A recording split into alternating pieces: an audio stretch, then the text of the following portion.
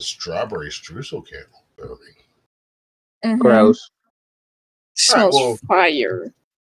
Greetings and welcome to the Table in the Tavern.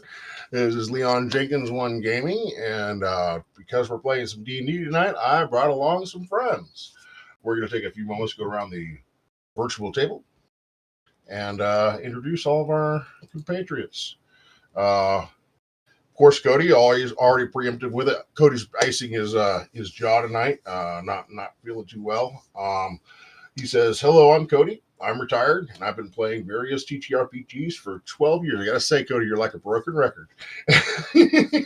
Have been playing with Leon around a year and a half. Tonight, we'll be playing Rogar, a dwarf artificer. I think that's the same. I think he has that copy pasted every week. I'm pretty sure he does. Anyway, we're gonna continue going on. What's with the duck there? I don't know. Whatever. That's funny. It's funny. Anyway, we're going to continue on to our duck, Lucid Duck, a.k.a. Gracie. Gracie, why don't you go and tell us a little about yourself and a little about the character you're going to be playing tonight. Yeah, so my name's Gracie. I've been playing with Pat for almost 2 years. April will be the second anniversary, so that's cool. I'm going to be playing a fighter paladin. Her name is Guinevere.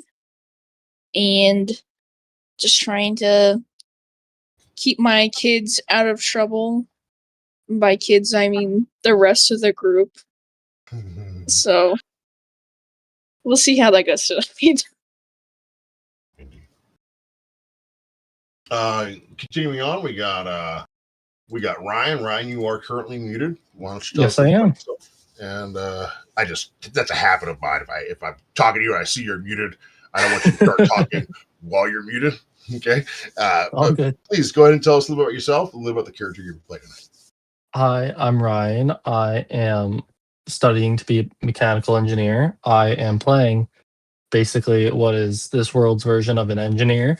I'm playing as an artificer. My name is Spencer. And you'll be hearing a lot of me tonight. Okay, very nice.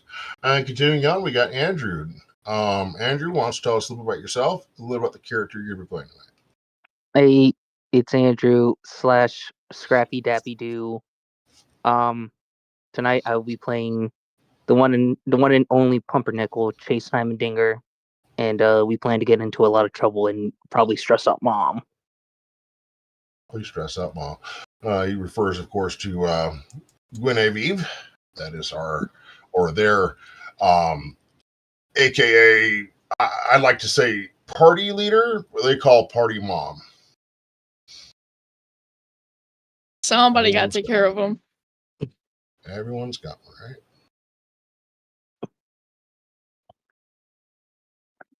Yep. Also, on a side note, I also just tend to enjoy conjuring spells every other day of the week. Right on.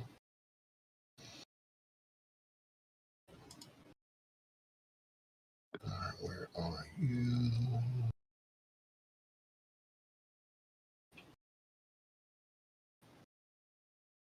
There. I was like, please tell me I saved it. Jeez, we're dying yesterday. All right. Give me 1 second. I did leave my notebook out in the living room. We had a power outage last night, so I was doing prep work by phone light. Give me 1 second. I'll be right back.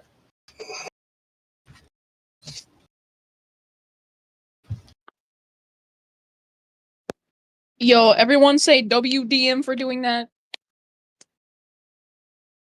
WDM.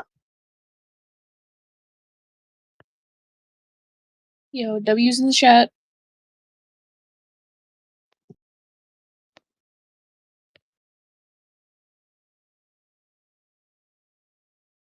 W energy. We do the sponsor. Oh, and there comes the product placement. You too can have W.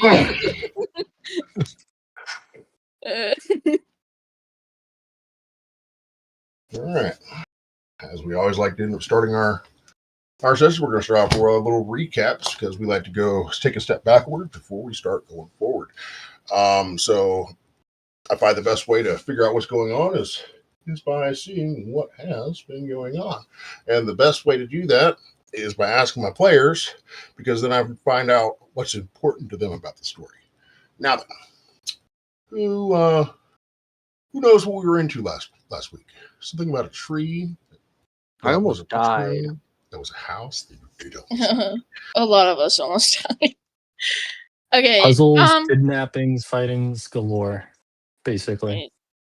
So, from what I can remember, so me and Amric are outside the house. Cody, Spencer, and Pumpernickel are inside the mushroom house. And that's when Cody falls into a sleep by the night hags and has a very interesting dream. And I'm gonna pause on that because that comes in a good spot. And then that's when Spencer finds the wizard that we need asleep. And I believe there was night hags there. Wasn't there? Or was it just him? There were some night hags involved. That is correct. Yes. And Spencer ends up actually going into Reed's dream, which is the wizard. And they have some weird, wild encounters. And then that's when Spencer makes Reed realize, hey, you're dreaming. And he's like, oh, okay. And yeah, he kind of takes control of his own dream. And he practically shows the night hags who is who. And with that, Spencer's able to wake up Reed. So then now the wizard is awake. But just before he was able to wake up Reeves, there was someone about to dispatch Reeves. What was going on with that, Cody? I was just what about was going to on get with there. that, So, going back to Cody's dream, Cody ends up having his father's axe and is practically sleepwalking and is about to, in simple terms, off Reed. And so Spencer had to tackle him down and be like, snap out of it. So nothing like a good tragic backstory. And I right. gotta say, if you as a player in one of my games don't have a backstory, I'm gonna make one for you. And it ain't gonna be good. And Cody, you had a very tragic backstory that you started to uncover last night with different memories that you had suppressed because they were so tragic. The loss of your family, all being sold into slavery or killed through war, poisoned by your aunt. You too sold into slavery. You know, it was not pretty. But a gleaming light at the end as Penny Parker seemed to pull you from that, buying you from the time that you were working in the very mines as a slave, very mines that your father died protecting. I was dreaming. I was betrayed by a relative, so I was doing an executioner replica. And yes, it was tragic. All right. Very good. So I believe the last thing you guys were doing, you guys ended up doing the whole long rest thing, and you guys ended up, I think didn't you guys level up? We did. So we're level 8 now. And then Reeves ended up practically teleporting us to his house. So we chilling in the wizard's tower. Indeed.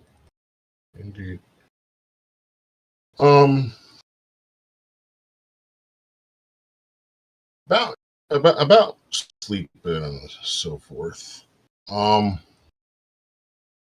Spencer, Yes. can you roll me a Constitution check, please? Yes, sir. You can make it a save.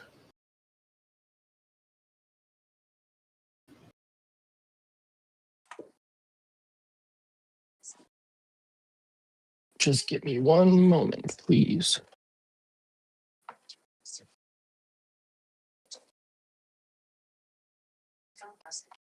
That's a D12. A 10 plus.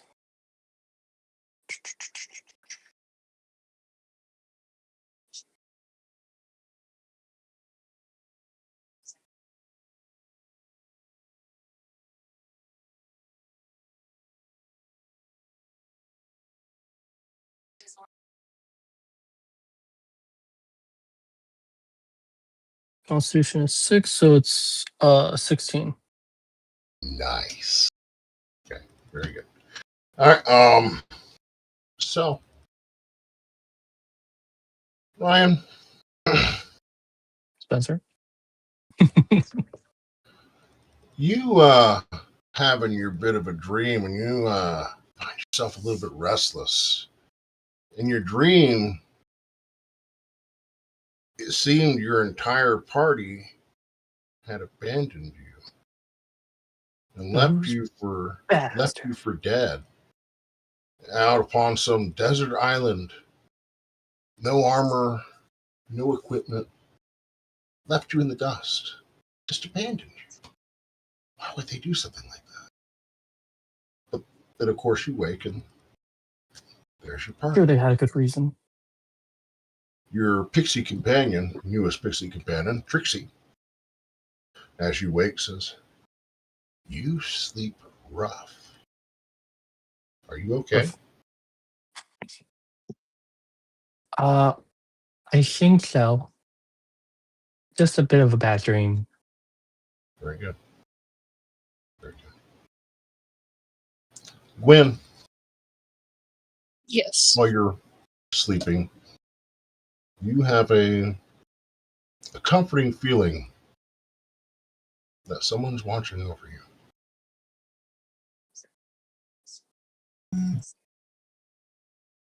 So, as you guys all wait, find Reeves sitting at a table. He has sprawled out before him a number of books, all open, and he doesn't look like he's slept at all. Just his hair's a little bit messy. You can see his eyes are a little bit worn, and he's got his glasses on, and he sees you guys waking up and says, "Oh, finally, you guys finally woke up. That's good. I've been looking into those tombs that you spoke of. Those tombs are no normal tombs. Those tombs of Amra. You know this, right?"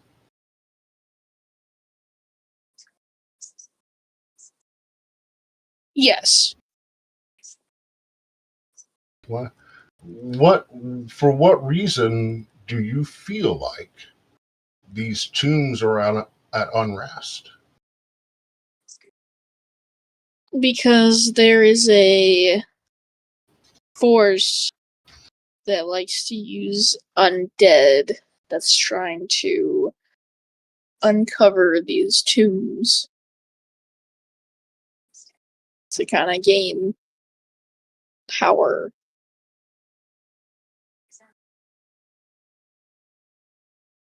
And so we have to make sure that they're sealed so that they don't do that.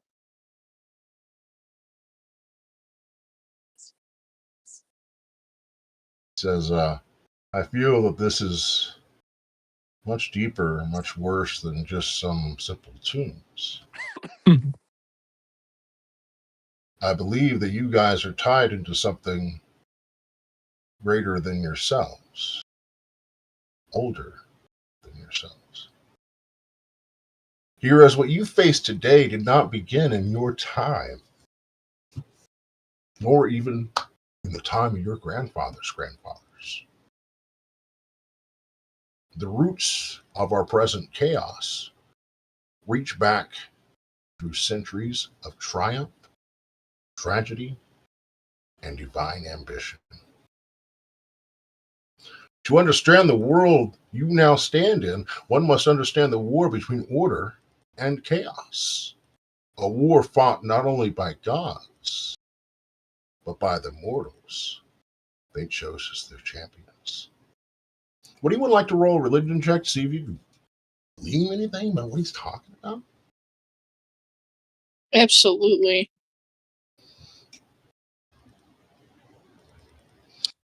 That would be a 18. Well, Gwen, you know that you, as a paladin, are a champion of a god, in a manner of speaking. But you're not the first one. You won't be the last. You know that your order recycles over and over again, time and time again, as the Order of the Phoenix. The Order of Fixius. Cody, 19 for religion. You spent some time reading some books and so forth. You heard about a god of chaos, something of long past, something about some champions of chaos that he had created. In the early ages of Thalia, the world was shaped by three divine powers. Reeves continues. The life-giving Godum, the radiant Fixius, and the shadowed moon god Berchun. The peoples of the world honored the gifts of Godum and Fixius openly. Their temples stood tall. Their followers sang praises. The lands flourished beneath their blessings. But Berchun watched from the shadows, and Berchun grew jealous. Anyone ever heard of Berchun before? Yes. You have? Okay, very good. Something in your tomes you have, yeah, with those books you found, right, Ryan? That is correct. And as a dwarf, you definitely are aware of Berchun.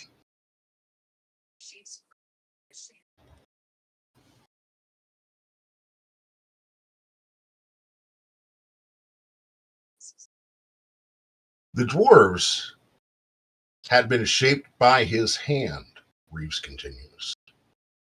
Yet they did not praise him as the elves praised Godu, or the humans praised Fixius, seeking their devotion. Berchun entered their dreams at night and bestowed them a gift. He revealed to them the secrets of the earth. The dwarves awoke with knowledge no mortal had possessed before. How to mine the earth into the bones of the world and uncover veins of gold, jewels, and precious metals. With these treasures, they gained influence among the people of Thalia, trading their discoveries across kingdoms. But the elves saw something troubling. The deeper the dwarves dug, the more the world itself seemed wounded. Forest roots collapsed into hollow tunnels. Rivers shifted. I apologize, my eyes sometimes.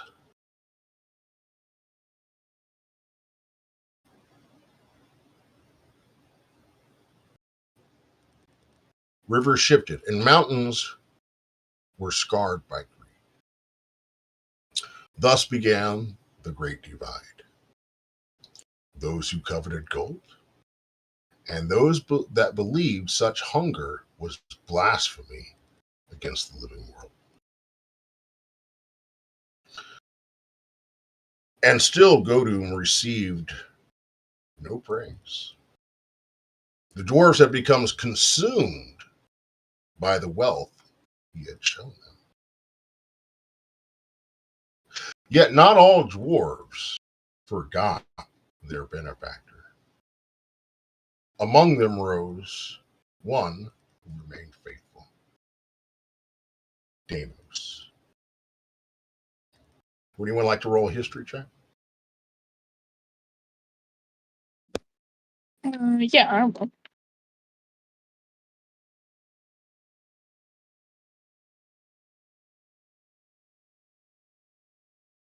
I got a 12. Well, you know that there is a full continent in the world of Thalia called Deimos. Cody, you're aware of this being a dwarf. Your father told you this story. Deimos used to be a dwarf. Deimos accepted a gift from Bertram. Deimos betrayed his own race. Deimos betrayed the world. He was cursed. He was then struck down. And the power he had gained, he became immensely powerful. They say that the continent of Deimos is literally his corpse. And that one day he may return.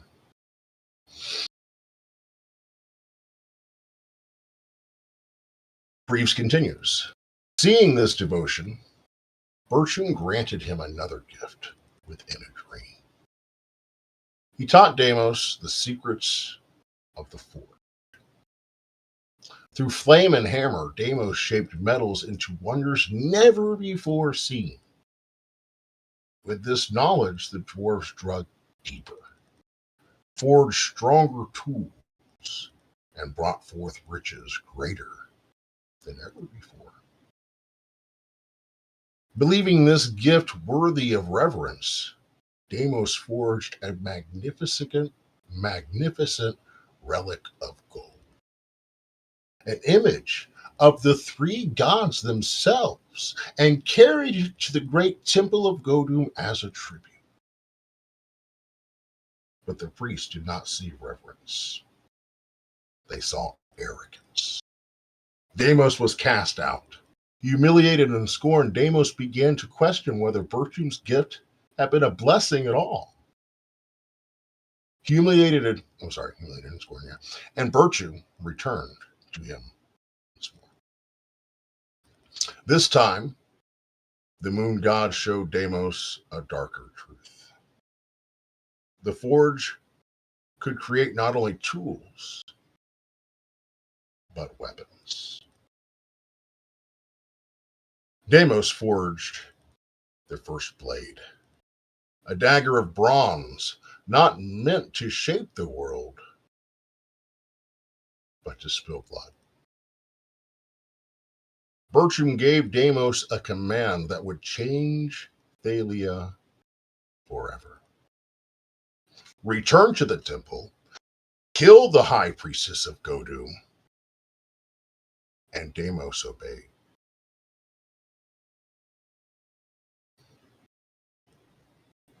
The murder shattered the sacred peace of Thalia. In fury and sorrow, Godum cursed Deimos with eternal life and twisted his form into something hideous so that all that saw him would know the price of his crime. But the curse did not bring repentance. It brought rage. Reeves continues. Bertram strengthened Deimos further, swelling him with terrible power until he became the first true monster of Thalia. Deimos spread destruction across the land, growing larger and more terrible with every passing year. The sun god, Phyxius, at last intervened. the sun god chose a mortal champion named K, placing within him the light of divine fire. Would anyone like to roll a religion check? Yes. Bro, I just tested all of my dice at this point. I Ooh. rolled 6 5s in a row. I'll say I. Womp womp womp. Dang. Oh, Jesus.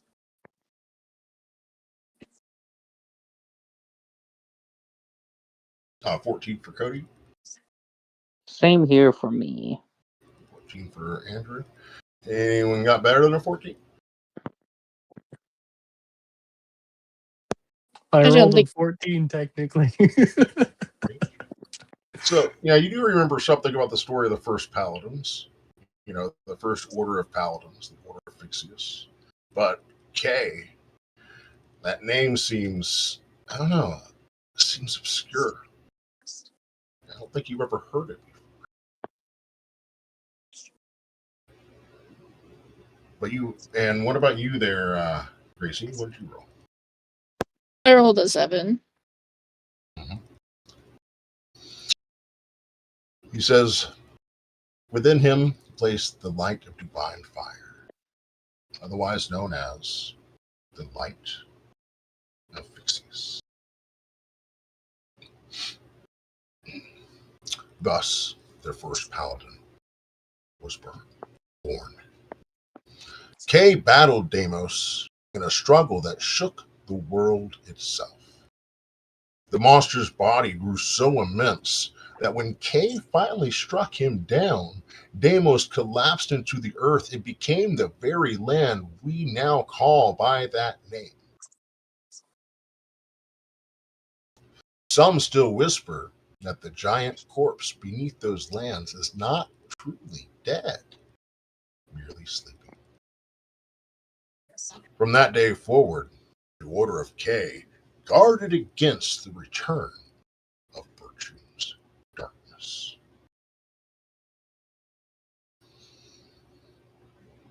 He then closes up that book and says, you know, finds another book and opens up a page. I found more on K. They say Bertram was patient. Where he could not defeat the paladins through strength, he chose corruption. Slowly and carefully, Bertram twisted K himself, turning the greatest champion of light the world had ever known into the first blackguard. Would anyone like to roll a religion or history on what a blackguard is? Dirty Yeah, that's 20. that one. That one? Ryan? That's an Yeah, it was a dirty anti-paladin. 20. That is shit. like the opposite of the light of Fixius, but bringing darkness to the world. You got it too there, Cody. Okay? This is like the complete opposite. This is a fallen paladin. The first blackguard. Ah. Through Kay's bloodline, though Kay's bloodline continued in noble warriors, such as the line that would one day produce Alanor K. Isian. The betrayal scarred the war forever. Anyone ever heard that name before? Anyone roll me a history?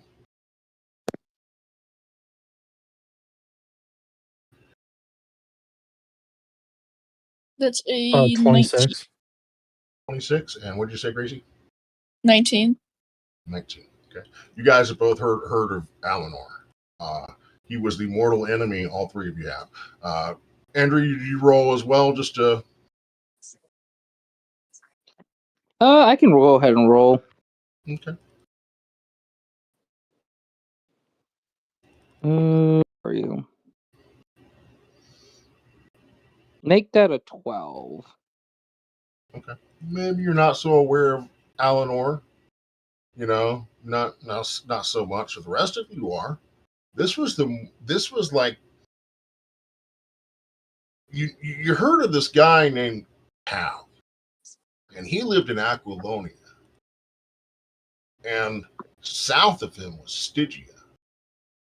There was a time where a peninsula connected them, and the only thing that stood between Eleanor and all of Candor was Aquilonia and Cal's war.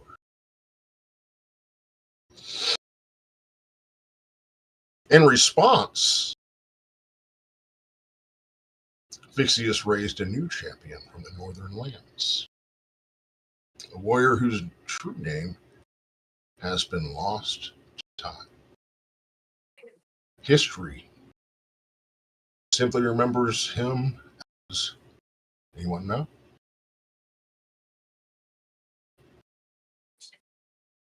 Anyone want to take a guess at this? History simply knows him as one name. No. Calron? Oh, just Cal. I gave you the information just a moment ago. Oh. Seeing if you guys pay attention. Okay. All right. During his early journeys, Cal came upon a small town preparing to burn a man accused of witchcraft. This is when he first became a paladin. He says this is where history starts to really get weird. The man was a wandering sorcerer named Necrom. His crime? Raising a dead cat to unlife, so a grieving child may see it again. Now saw injustice in the mob's fury and intervened, okay, saving the sorcerer from flames, accused of witchcraft.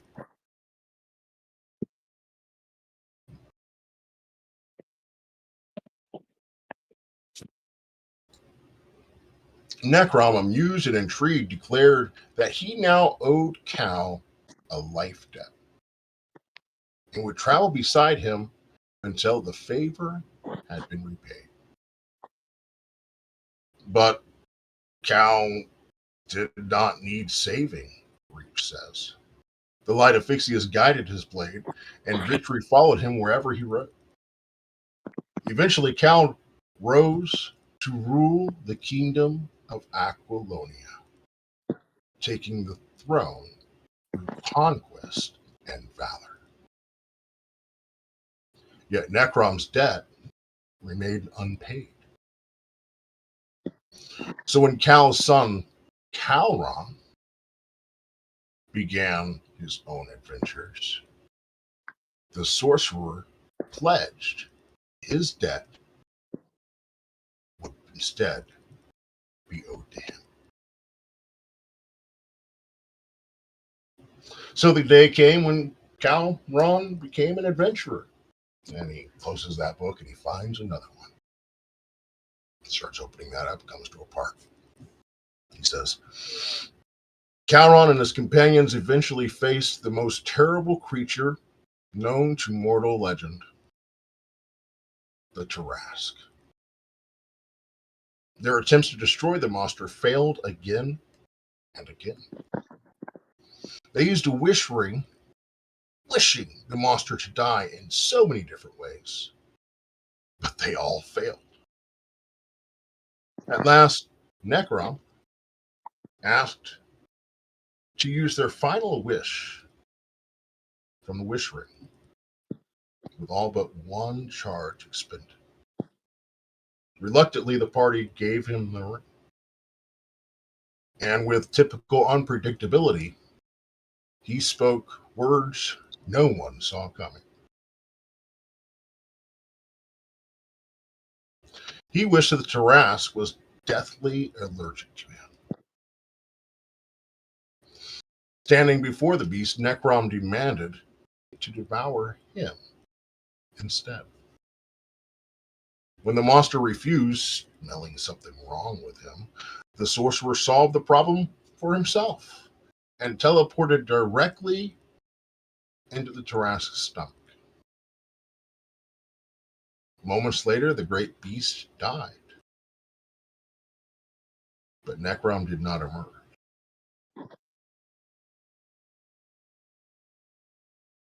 The gods themselves, they say, witnessed the act.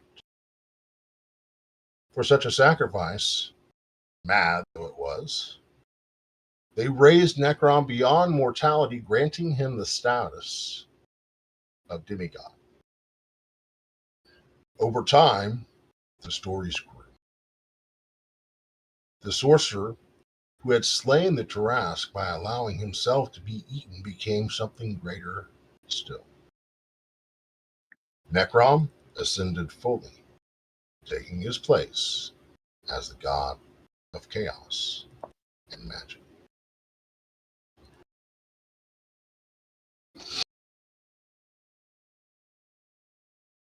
He turns the page, but the victory carried a cost.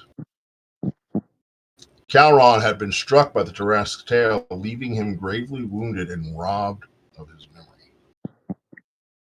Taken north by barbarians and eventually sold into the hands of Cal's enemy, Alanor K. Issian. Calron was raised to believe his own father was the enemy. In time, Calron led Alanor's armies against Cal himself. The great hero of order could not bring himself to kill his own son.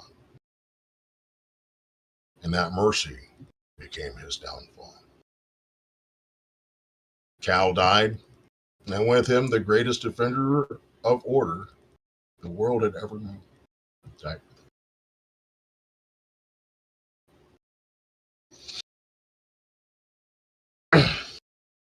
He closes up that book. Anyone want to roll history, religion, see if you guys know anything about this?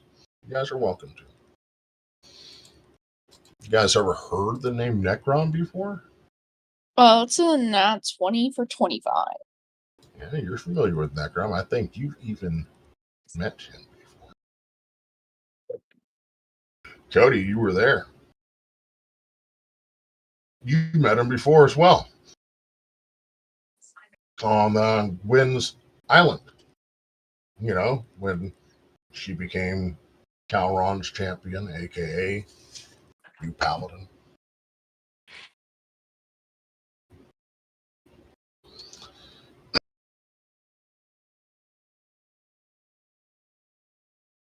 But before Cal's death,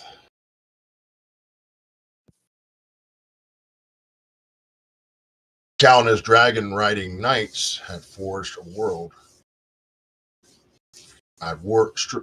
Forged a world of strict order. Kingdoms were disciplined, threats eliminated, and lands were seized or destroyed in the name of stability. It was, by all accounts, Reeves says, a peaceful world, and Paladins of his order followed his 7 laws.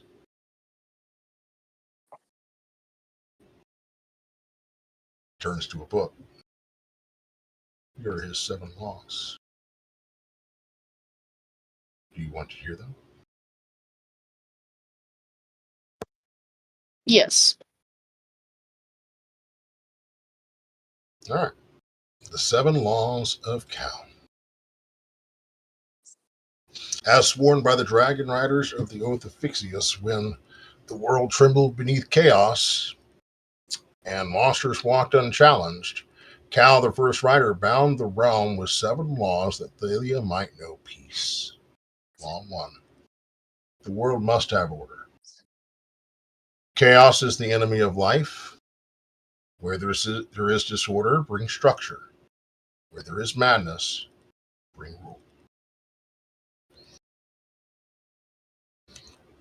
Law 2. Sorry. 2. Cameras over there. The strong must govern. Those with strength must rule, for weakness invites ruin. Law 3. The dragon is the sword of the world. When lesser armies fail, the dragon shall remind the world that order has teeth. Law 4. Mercy must not endanger peace. Compassion is a virtue, but peace is a necessity. Law 5. No crown stands above the law. Kings, lords, priests, or tyrants all kneel before the Law 6. The price of chaos is extinction. Those who would shatter the peace of the world shall be erased from it.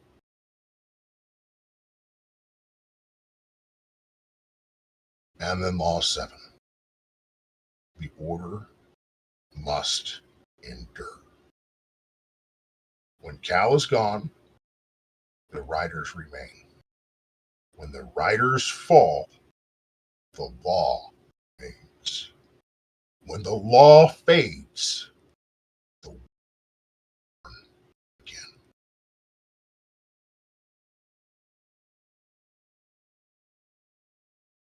You should remember that one.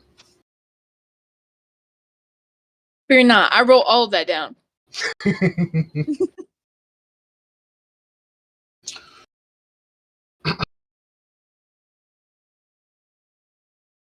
But Necrom, he said, closing the book and opening up another. Necrom created champions designed to challenge the world Cal had built.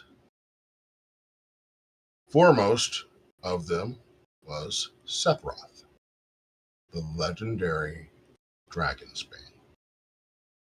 An assassin so skilled that dragons themselves feared him. I believe some of you have heard this story. Sephiroth founded a secret order known only as the Hand, a brotherhood of assassins whose shadows reached into every kingdom.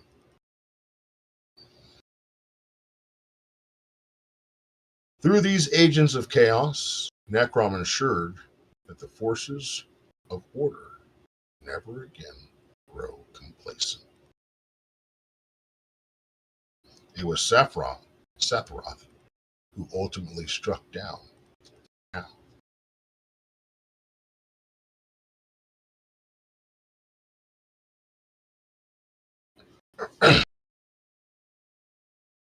He says solemnly, but there is more. Takes that book, opens up another one. Yet Necrom's greatest discovery came later. As a master of magic, he learned to walk the pathways between worlds. Beyond Thalia lay countless other realms, filled with creatures, powers, and evils unknown even to him. And Necrom, ever the lover of chaos, began bringing them home. Among these arrivals was a vampire, many know as Dracula, whose cunning infiltration of Aquilonia eventually dismantled the ancient paladin order. The kingdom abandoned its monarchy and embraced instead democracy. And Dracula manipulated the new system with ease. In time, vampires ruled the very nation Cal had built.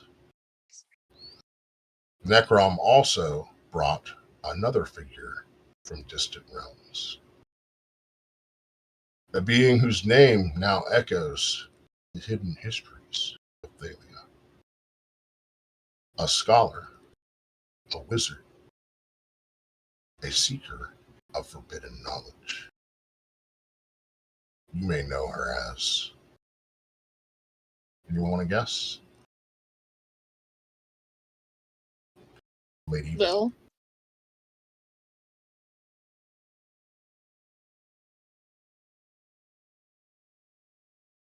That's right, Lady.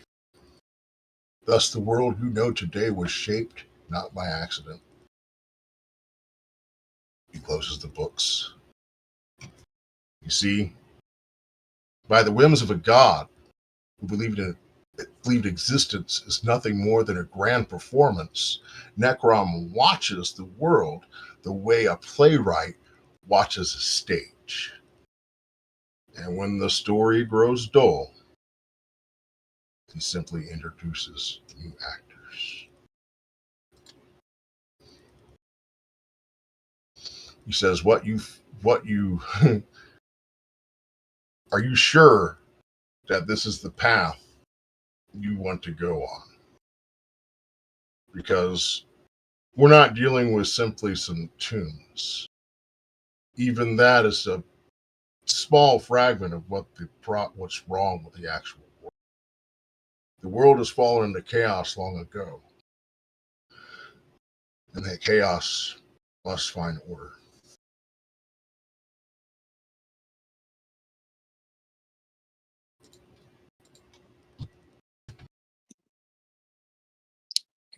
well, if it makes you feel better, we just need one more dragon, and then the dragon riders will be restored. Of course, they'll need new riders. Nonsense. Dragons haven't been seen in Thalia for ages. The dragons are all dead. They're not dead. Reeve says, what do you mean? You've seen a dragon? We've ridden dragons. Nonsense. My companions can attest. Ron, is this true? Would you like to see proof? Because I have a book of proof. And we do have a little compact mirror that is pretty That's special. my book of proof. He's going back through books. He said, no, it says the dragons were all killed by the dragon's bane. How is this possible? Shown, Spencer. I show him the mirror. And I tell the mirror, show What him is the this? fight with the dragons. So yeah, okay. So you pull out this little compact mirror. You're like, yeah, let's show the fight with the dragons and so forth. And got to open up this mirror, and he's just like, what the hell? Okay. So he's watching all this. He's like, this is some trick. Don't fool with me, kid. Your parlor tricks are clever, but come on, that can't be real. As a paladin of Fixius, I am telling the truth. Very good. I believe you. That's all I need to hear.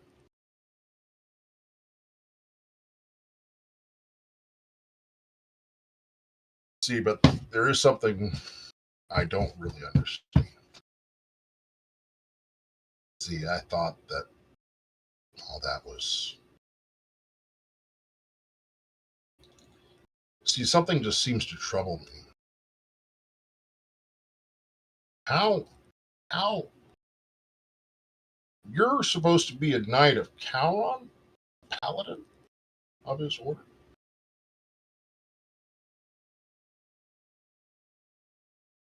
When? Well, my great-great-great-grandfather was Kalendor. Okay, that's all very good, but you know, those gods, they're gone, washed away from Thalia, washed away from history. You're telling me Calron gives you strength? Indeed. How did this come to be?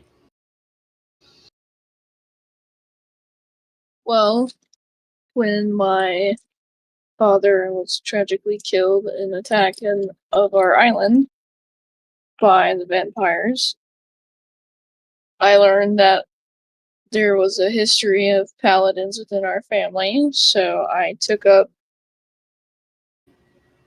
the sword, so to speak, and I called out to him, and he luckily heard me.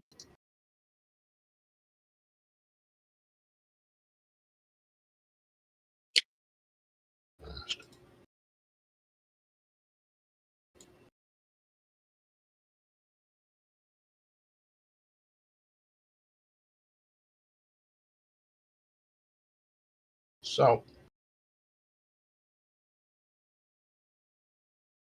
looking back through the history of the ages of Thalia, he opens up another town.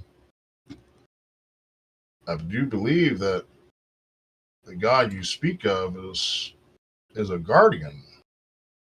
Is a guardian against people following those ancient gods. And yet you say you're following Calvin. Is there anything you're not telling me? You want to roll an insight? Maybe you forgot. It was a while ago. Your meeting with Calron was not a meeting with Calron alone. You met 3 deities that day. That wasn't that one, but I do remember that you're right. Okay. Well, I was asking you to roll insight in case you didn't remember, then I was going to tell you. But if you know, go ahead. Roll deception. It's funny. So when I was calling out to Fixius, it wasn't just him. There were 2 other. Well, I couldn't actually see, but there were lights.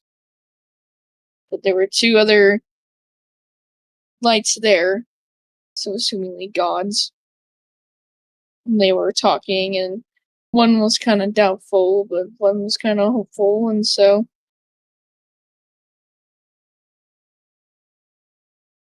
I guess he kind of put his trust in me.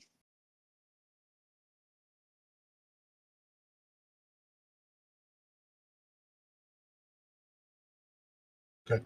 So yeah, go ahead and roll me that insight. I'll give you advantage. This is important. Oof, with advantage, it was a 9. Okay. Plus a Yes, 5 you did level for up. Flash of Genius. And yes, you did level up, Chris. And yes, you do have a long rest. Yes. Are you giving me Flash of Genius? Yes. Oh. So then You have a plus 5. Oh, then with the plus 5, On top of everything. oh, gotcha. So then that would have been a 14 with that plus 5. So, Calron was not allowed to take on a paladin or be a patron of anyone because of his status as a guardian.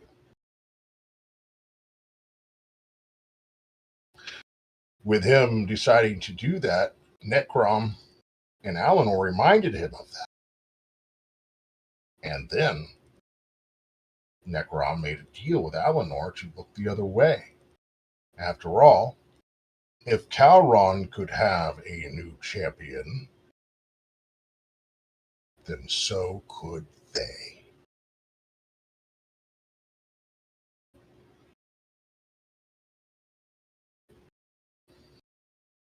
So when you became a paladin, a champion of Calron, somewhere in the world rises a new champion of Necron and a new champion of Alinor. Congratulations.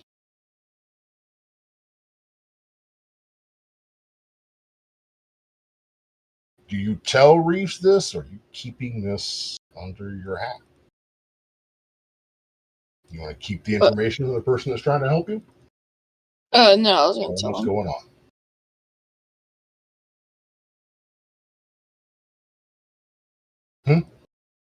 Do you yeah, recall what he just said? Yes. Sorry, I'm trying to write all this down.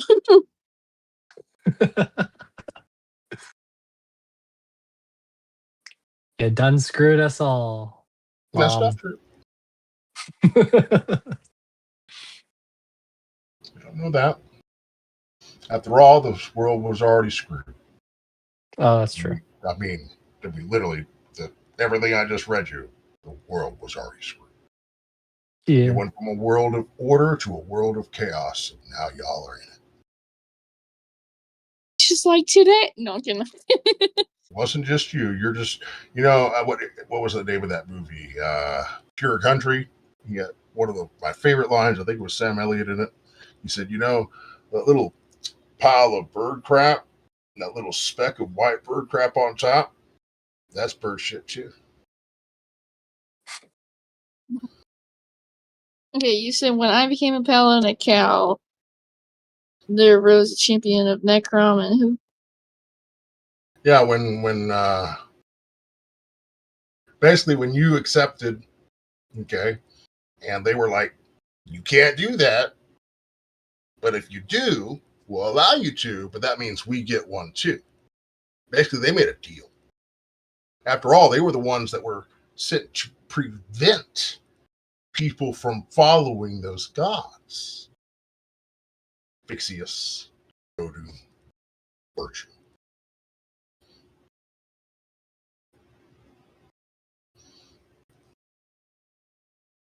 What was the second god? It was Necrom and who? Necron, Alinor, and Calron.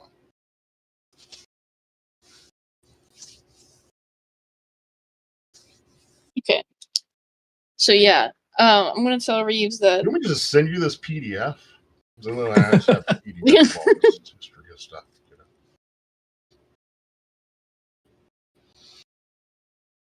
Yeah, it probably would be helpful. It's a lot of information. It is. There's a lot. I know, like if you look at my little notes, there's like I had to start a whole another new page. Chicken scratches. Just trying to get it done.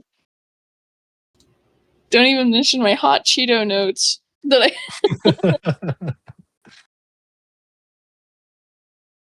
Man, this is more note taking than I did in school. So yeah, I'm gonna tell Reeves that. So when I became a paladin of Cal, that Necrom and Alinor said, they would look the other way, but that also meant that they would also get their champions as well.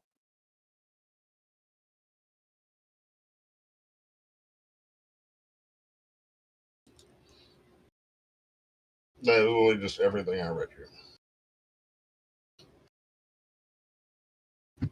I even have a 30-page document of your guys' adventure in the Fey Wilds, but I'm not sending you that. It's okay. You can send me that. I'm gonna. No.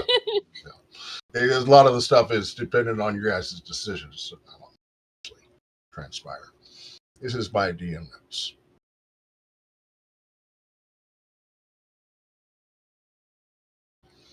All right. So you tell him about the whole deal that happened between the gods and so forth. Yeah. All that good stuff. Okay. He's like, then, well, they have gone back on their deal. They have broken their own laws. He says Cal's not the only one that fought to keep order. In my traveling of the planes and my understanding of the cosmology, there is a plane all dedicated to order. Does anyone want to roll me a history or Arcana? 21 for Arcana. 17 for history. Spencer, Yes. Wynn, you guys are both aware. Cody, there is an order. There is a plane of order and law. It's called mechanized. Just like there's a plane of chaos, there's also a plane of order, law. And that plane is mechanized. He says, we can travel to this plane of order and seek from them a adjudicator, a inevitable, perhaps. And if that tool in your hand, he says, Spencer, is truly what you say, that it sees the truth of things, then perhaps it's all the evidence we need.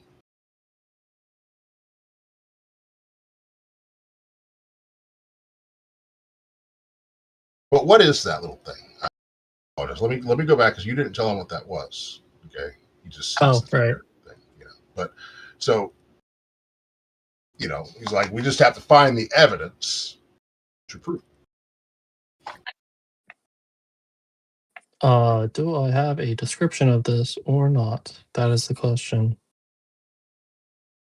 No, but you know it as the Codex. And it literally has the truth of the entire history of Thalia, from the time it was begun until this very moment you're in. Yes, this is known as the Codex. It carries all of history within its pages. Well, right now it's a mirror, so within its glass. It says, may. No, You may says, hold it. first of all, first things first, Spencer. Yes. I must say, he takes off his glasses and he comes close and very softly says, I do believe I owe you a great debt. I don't think I would be here right now if it wasn't for you, Spencer. You traveled into a place unknown and brought me back from the darkness. Those hags may eventually have had their way with me had you not intervened. So thank you. You're welcome. It was a group effort. No. It was you. Oh, you mean through the door? Yes, I did that. You walked into his dream and pulled him out. You did that. I did. Everyone else fought a tree. So did I. Okay. He says, may I see that device that you have? You say this is the Codex? Yes. Yes, it is. Well, in that case, it's merely changed form, hasn't it? Someone Seems to have. altered, didn't they?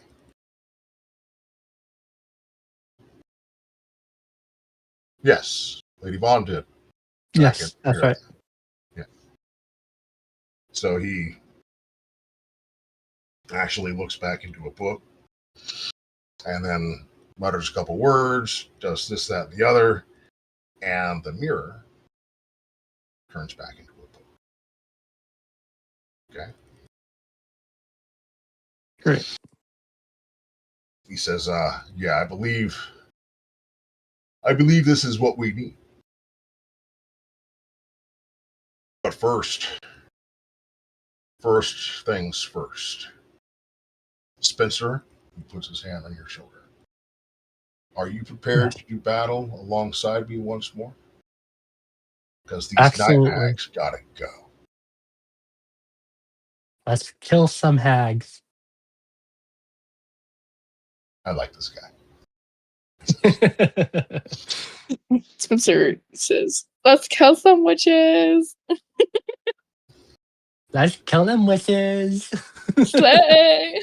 Slay queen. All right. He says he's gonna need a little bit of time to get himself prepared. Okay. He's at least going to need to take a short rest, okay, because he spent all night long researching all this stuff, so he could, try to figure out what was what. All Okay. night long. So I'm going to give you guys a little bit of time here. You know what I mean? Talk amongst yourself. I'll give you a topic. No, I'm just kidding. Old Mike Myers reference. SNL. We play a game of Would You Rather. Would you rather?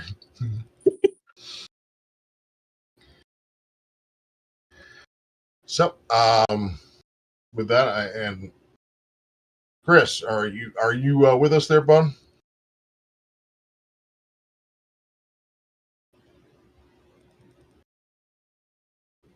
Yep. Okay, cool. This is Chris. Chris is one of our players. He's running a little bit late. He, has to drive a good distance to get home. Thank you for joining us. Would you like to take a moment to talk about yourself, the character you're playing tonight? I am playing a half elf, half wood elf, half human tribesman named Amric, who is a rogue wizard, and he's in for the long haul and trying to help his lady friend clean up a messed up situation around the countryside. Yeah, I do believe you guys have a little romance brewing between Gwen and yourself, don't you? Well, there's something like that. Yeah, Something like that. Yeah. There's a little something going on. It's a little kindled of something. We'll see how it turns out. Yeah, good stuff.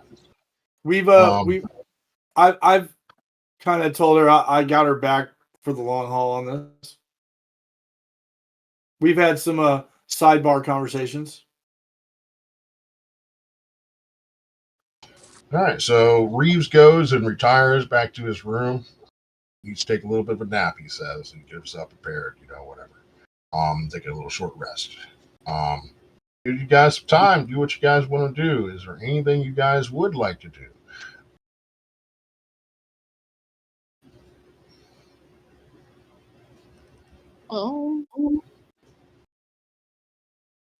I don't think personally, no.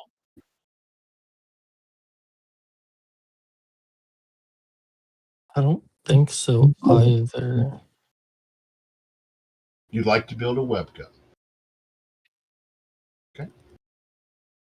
A webgun. I like that. All right. In that case, I'll help. Okay. Give me a tinker check with an advantage. You got enough knowledge of guns. Let's just say that we're going to see if with the accommodations that Reeves has for you here, maybe there's everything you need right here to put that thing together. That cat is just loving you right now. Okay. Yeah. Okay. We'll say in the time that Reeves is down, you're able to put together the mod. Now, are you modifying one of your guns to turn it into a web gun, or are you making a gun that shoots webs?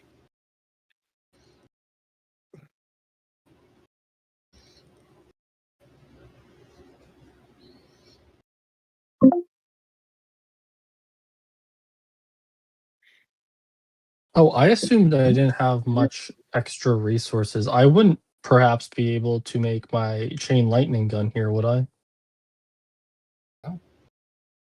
Chain lightning gun. Yeah, awesome. I mean, we are in Yeah. a wizard's tower. You are kind of a wizard's tower. Wait, Well, if we're in a technically, it's a wizard's wizard's tower, mushroom that can- is a tower that's inside the mushroom that's itty bitty, but actually gigantic at the same time. hold on. Can we shoot fireballs from the top of this tower since it's like a wizard's tower? I mean, you could go to the top of the mushroom cap, and if that's what you want to do, I'm not going to stop you. Yeah. Unfortunately, I can't cast fireballs, so I won't do that. Ah, This is why mom and dad didn't teach you magic. I don't like that. you have a I think rifle that- though. We had to compromise. I'm upset. I'm Fine, reassemble I'll that. give- Beba. I'll give you a treat. You'll be fine. Cool. You get fireball on a couple of those. That's cool.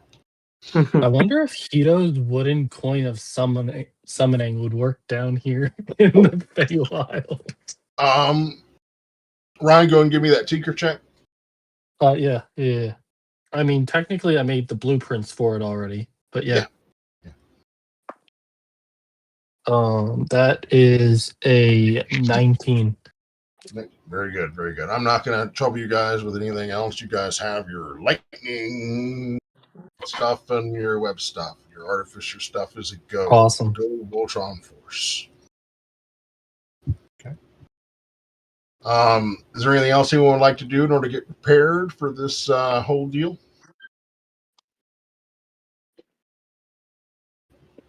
Yes, you can use your web spell now. Absolutely.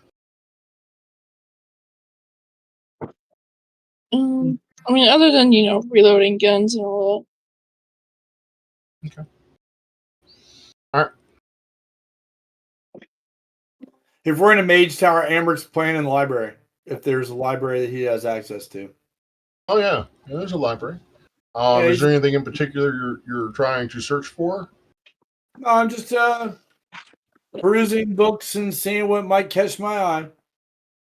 I mean, I'm a fledgling wizard, so I don't know. I'm like nothing in particular, just kind of flipping through different books and seeing what's there.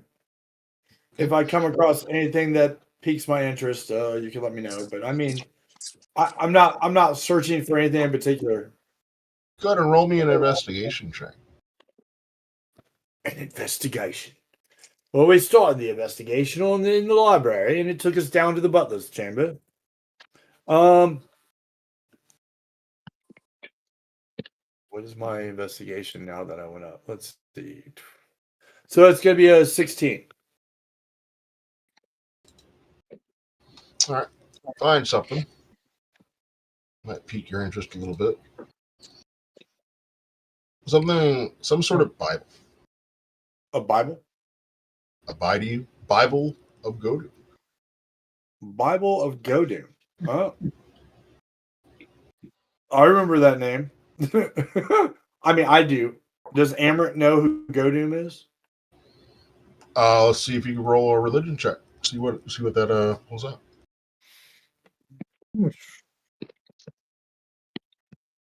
Not one of his strong suits. I don't know, Jack. I rolled a 1 and my +3 of a 4.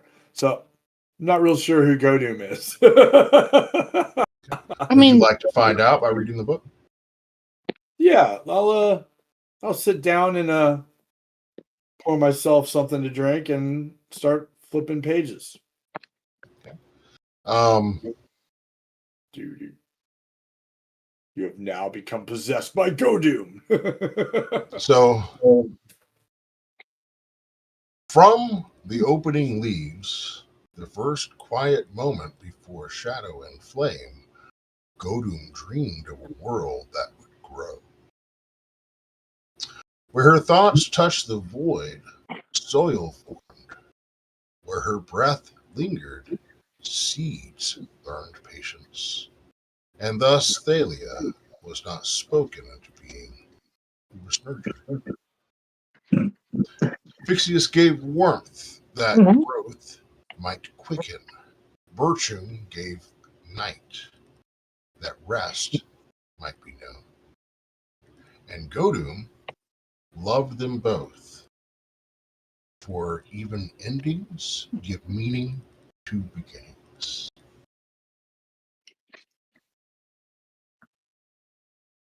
Virtue learned, you see a section on creation.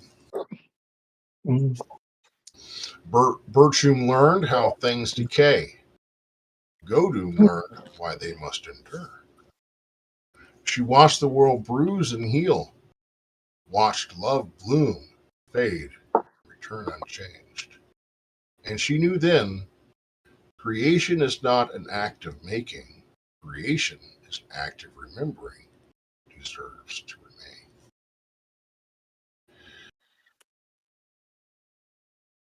Goes on to talk about how she made the Fae. So it's kind of like Godum is like the creator of the natural order.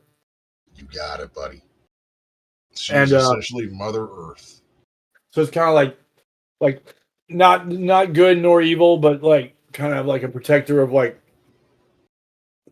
the nature and the ways of the world. Many druids follow Godum. When corruption first whispered to mortals, when fear of death began to rot the roots of faith, Godum did not wage war. She set something aside. She gathered laughter before it soured. She gathered vows before they broke.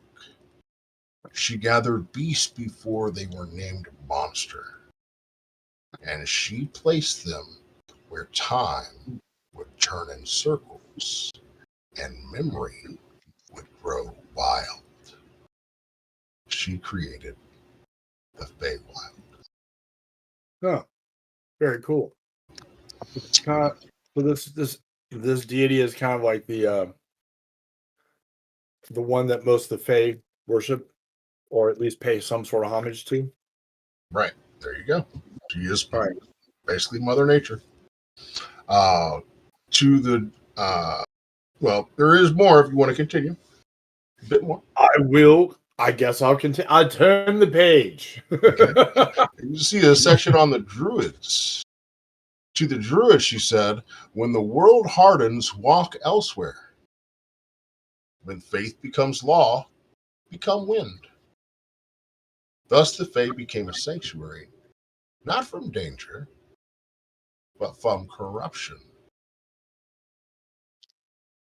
Those who entered unchanged would leave untouched. Those who entered broken are either healed or will be revealed for their flaws.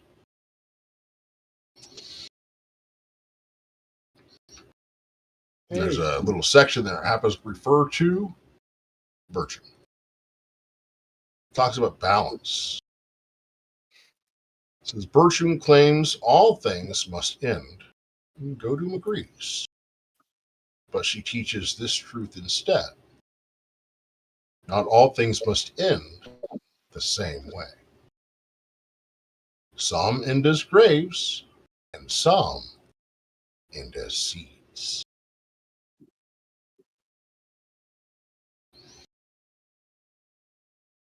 Okay. Basically giving renewal. In all things that end, there is renewal. All right. So obviously we're in somebody's tower, right? Yes, we're the guests of this wizard. So I make some notes for my own purpose, and then I put the book back on the shelf. I don't want to put the book back on the shelf. Hear a small voice. It's a good read, my friend. A very good read. Is that Zill? It's Etho. Oh, it's the satyr. He says, Most folks think the Feywild is a place. It's not true. It's no place at all. It's a decision, you see, that Godum, she made. It's like a place in between places. Mm-hmm. Yeah, it's Looks out the window, points to the glowing trees, and the air that seems to hum with life. It says, when the world started to rot, not all at once, of course, just a bit by bit, quietly. She didn't fight her brother. No, that's not what Godum is. She didn't change mortals. She doesn't believe in that. She didn't scream at Fixius of the sun. No. She just simply saved what she could. That's why she was preserving as much of life as she could preserve until everybody was done with their insanity, and then we give the world an opportunity to heal itself by reintroducing all the things she protected. She preserved innocence. What? Do you want this?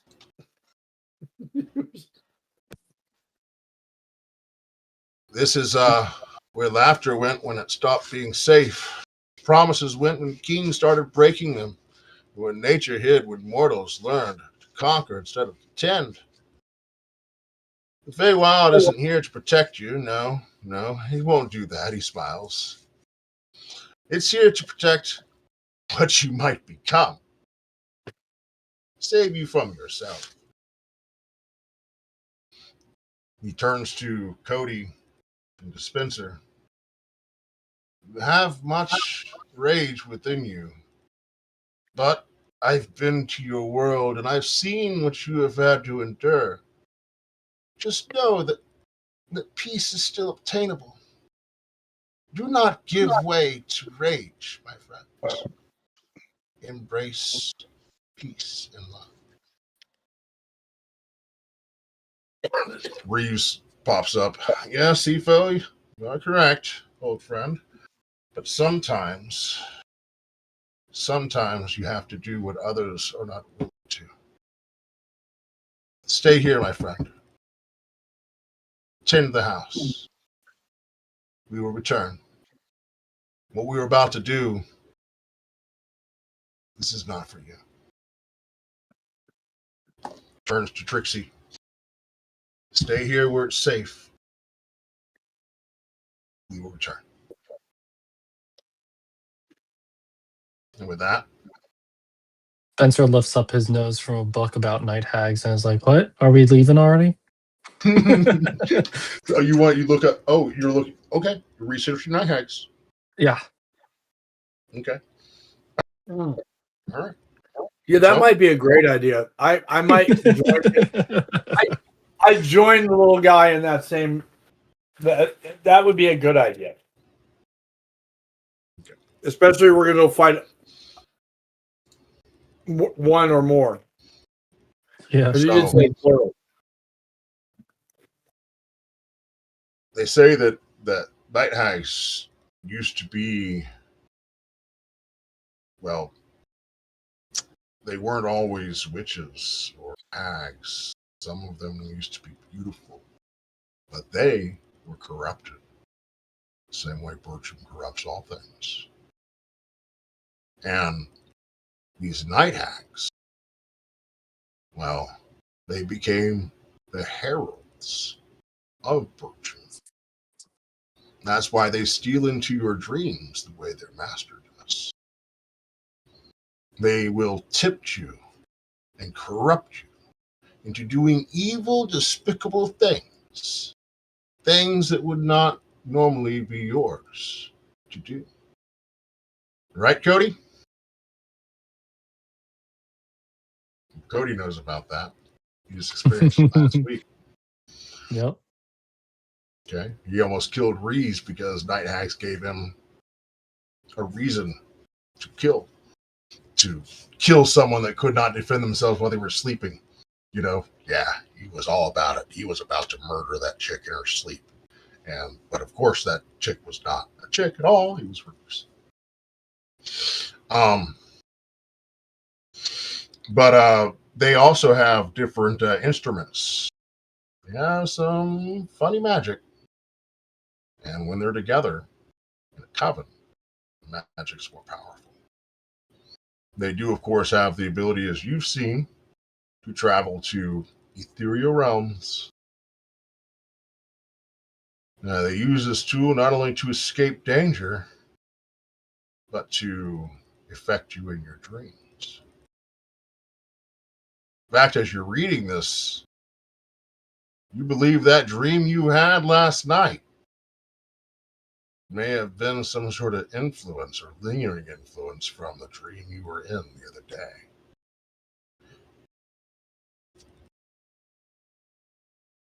They're still affecting us as we speak, or as I speak. Seems that way, perhaps. Unless you put a stop to them, they will eventually have their way. And if they do, if they successfully corrupt you, they'll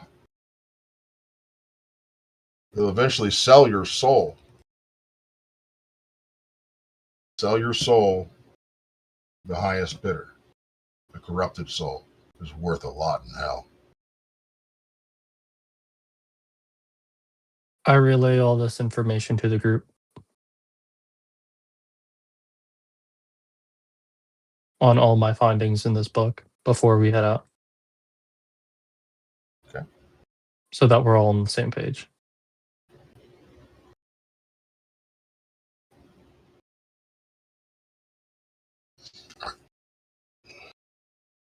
Thank you for that, Patrick. Oh, you're welcome, bud.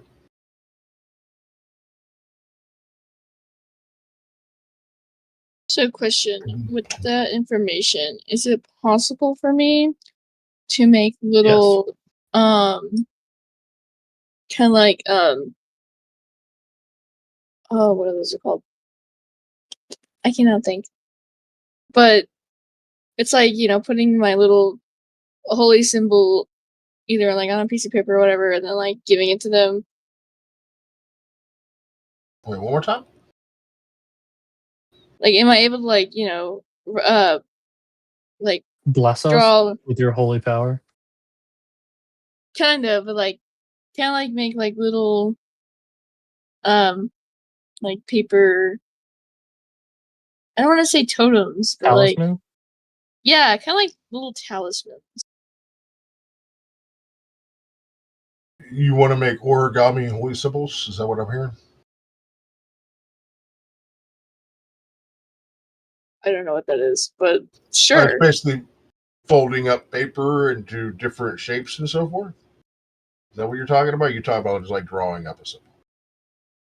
Oh yeah, like just drawing up a symbol. Okay. And who are you trying to draw this for?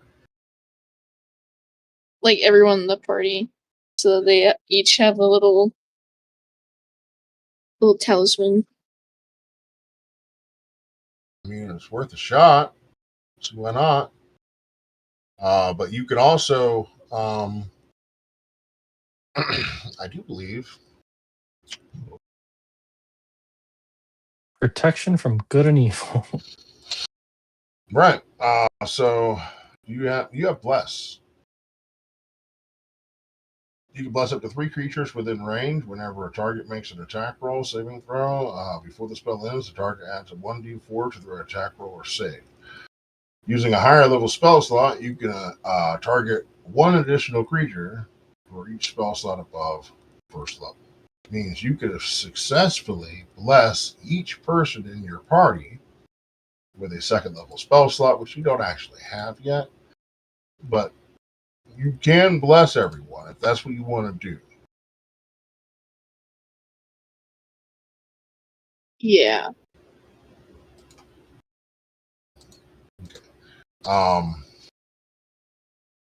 Now, keep in mind, this is going to cost you a spell slot to do so. You're getting ready to go into battle. I want to make sure that's what you want to do. And to bless everyone, because you can do 3 people, and you have 4 people in your party, it's going to take 2 of those slots. You can also bless like, Reeves and all like that. I don't know who you're trying to bless. Pick favorites. But you can totally bless people. Because we all know moms always pick favorites, even though they don't want to say it. Just because your mom picked favorites doesn't mean, you know. I am the favorite. I'll just wait till we get into battle. Okay. Fair enough. Yeah, it does only last a minute, so very good. Yeah, all right. Very good. So you guys end up Y'all take a long rest? you guys just took a long rest. Oh, yeah. I didn't actually do that to my character yet. So you guys should all have leveled up by now. Hopefully you guys have already leveled up. If you need a moment to finish leveling up because you haven't had a chance to, let's go and do that now. You guys should all be level 8. Looks like you guys are level 8. All right, good. All right. So you guys leave the mushroom abode of Reeves' little establishment, and you guys make your way back into the Underfay. You still see the hollow from here. Dull lights, as the little dust and so forth particles linger and loom above everything, giving a luminescent light to just about everything. And then you look beyond where there was a house before, neighbors, and that house is distraught. But lingering near the house, you see 3 figures.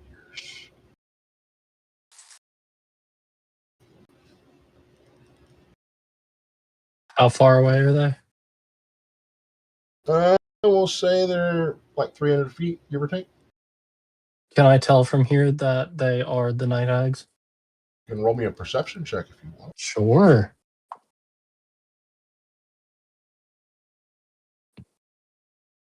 What is my addition to perception? That's a +6 to make it a 21.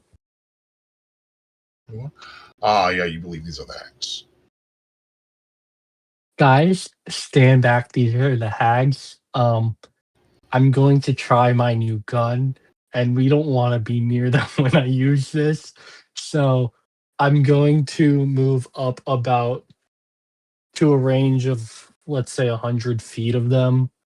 And I'm going to aim my chain lightning gun at them and fire. Okay.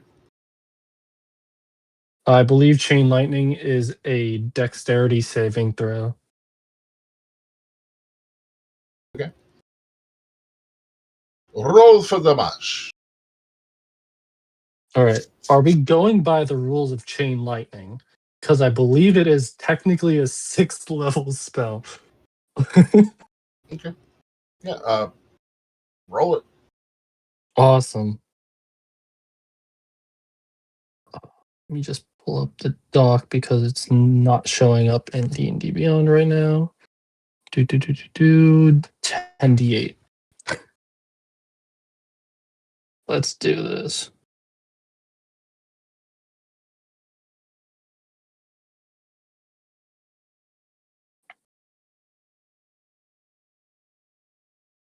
.48 lightning damage.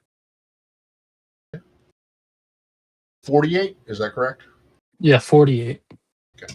So you see the lightning bolt burst forth and hits the first of the figures, branching off and hitting the next, and branching off and hitting the next, and you see them fall over.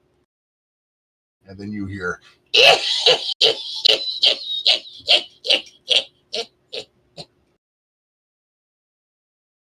Guys, I don't think they were real. Oh boy, another old egg. What did you do now? the little champions arrive. Did you come to save the world? I came to kick your ass. Dang, you stole my line. We have heard that story before. In the beginning, there was only the void. And in that perfect silence ruled Bertrum, Lord of Shadow, and from the stillness he shaped Thalia, a world of twilight and peace, a paradise unspoiled by chaos of life. But then came thieves like yourselves, Doom with her crawling forest and screaming beasts, and Fixius with his arrogant sun burning and blinding. They called it creation, but we know the truth, don't we, sisters? They feared there. They feared perfection of shadow. So they betrayed our Lord, bound him in chains of hateful light, and shattered his world. The jewel of the heavens, yes, sister, reduced to a dead stone in the sky. But shadows are patient, as you will see. While your precious gods bickered, your empires rose and rotted. But you waited, and we listened in dreams, in whispers, in the quiet places where the moonlight touches the soul. And now, now the chains weaken. The age of light ends. The sun will dim. The forests will wither. The false gods will fall. Thea will rise again. A paradise of eternal twilight. Perfect. Silent. Beautiful. And you, as you see the images seem to appear out of mist and smoke, you should feel honored. Another grins. You will be among the first sacrifices, yes. Every paradise requires fertilizer. Roll initiative.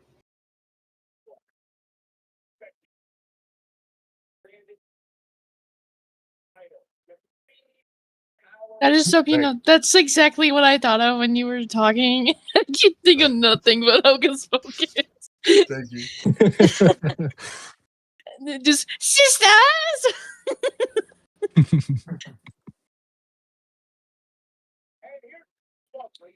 Hey, give me a brief going. I am burning up in here. I step outside. It is so hot in here right now. Bro's bringing the heat. Give me just a moment. You know, I'm so sorry. Give me just a moment. Give you guys a chance to figure out what you guys are doing because y'all stepped into it. That works. I'm here, but I'll be right back. Guys, I'm cooked. I got a 10 initiative. What you cooking? Oh wait, I have my heroic inspiration. Nah, we using that. Too. He said, "Oh my god, me too." On an initiative. So Ryan, I think Yeah. Wow. the idea should be we sacrifice mom and call it a day. We sacrifice what? Who? We sacrifice you for once. But you're usually the one we sacrifice. Guys, you know how I use that heroic inspiration? Yeah.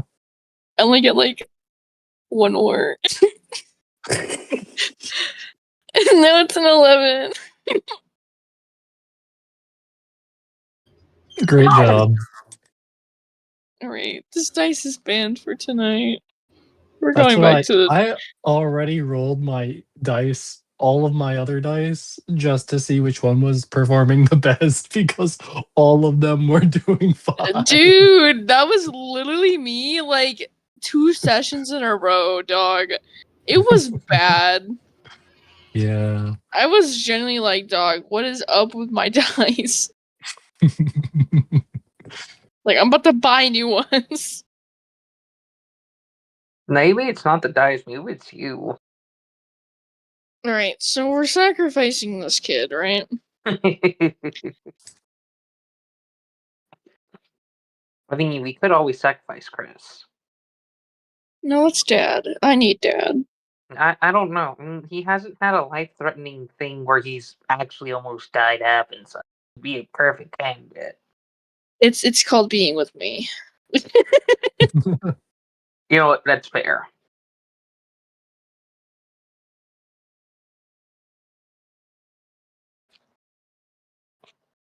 So, what's the plan there, I'm good. Look at this. Storm? Firestorm? No, Storm from X-Men, since you like to go all lightning-y. Oh. The plan is fight. Fight for our lives. Jeez. And this is why no one lets you in on plan. The plan is there is no plan.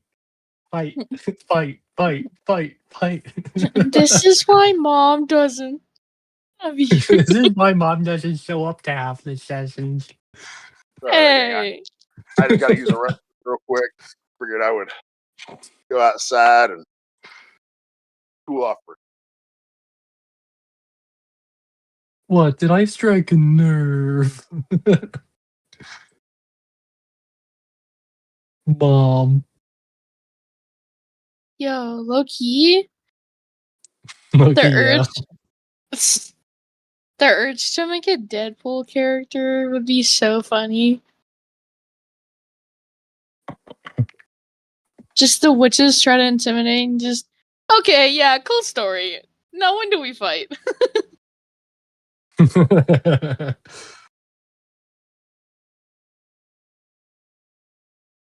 Oh yeah, Scrap, by the way, they have Deadpool in Mob Rivals.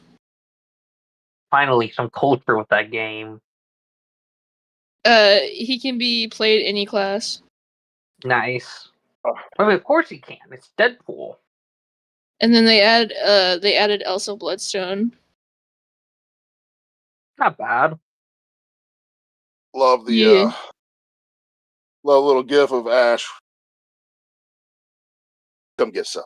Oh, All right. hold up. So let me go ahead and get those initiative orders.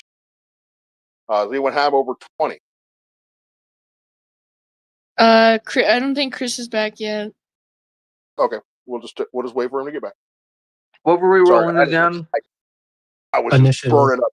And then for several, my computer does run a little bit hot. I got 2 computers on in there.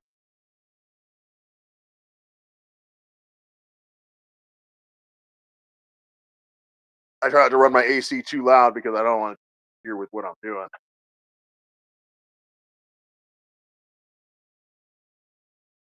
It doesn't matter whether you're naughty or nice. For all the children's bones taste the same, no matter how far you are.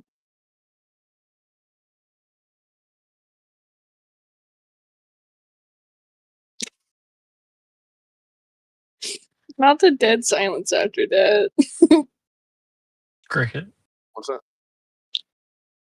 Who what? I was just stimming a TikTok sound, and then he was just dead quiet after that. Why does that sound like something from like the red faced guy from Captain America?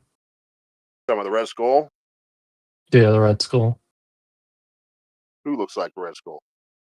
No. I'm sorry. What Gracie just said sounded like something the Red Skull would say. Oh. And she it's said it just in the Red TikTok. Skull voice. I Like don't the even know accent. who Red Skull is. It's basically Hitler. He's basically... That's crazy. Hold on, let me It's find a the... marveled reenactment. Hold on, let me of find the Hitler. audio that I'm talking about. I believe I want to say his name's Hugo Weaving. The Red Skull is a super soldier that was the Nazis' answer to Captain America. Yes. Of course, I'm talking about the same guy that played Elrond also played the rest. Same guy that played Agent Smith. Matrix. Okay, hold on. Since Chris is back, let me go ahead and get some initiative rolls. Okay, does anyone have over 20?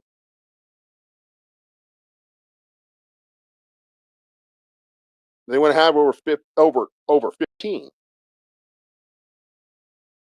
17. 17.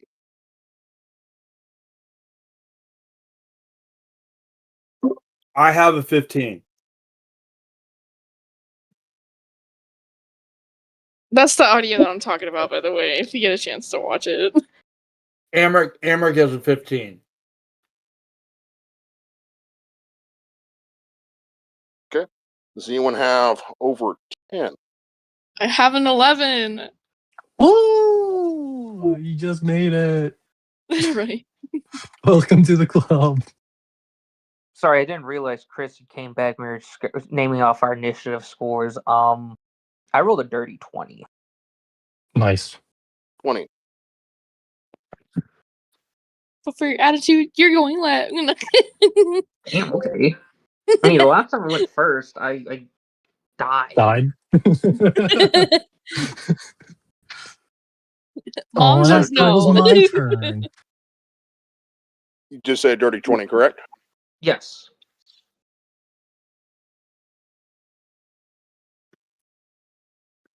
All right, Rogar, what you got, buddy? I'm sorry, Spencer, what do you got? 14. Oh, I'm missing 17. one person. Win? 11. One has an 11.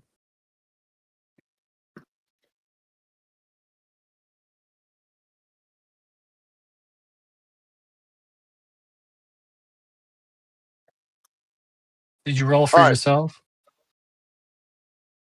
All right, Trace.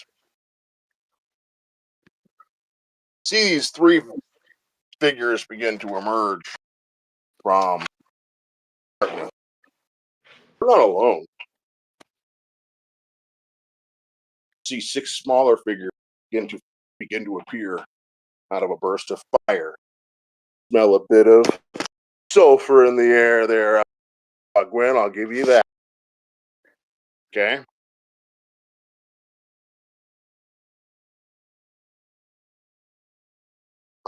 Go get her, Chase. Sorry? Amric just said, go get her, Chase. Get her. Get her. Unclips the Headed leash. back into my sauna. Arf, arf, arf, arf.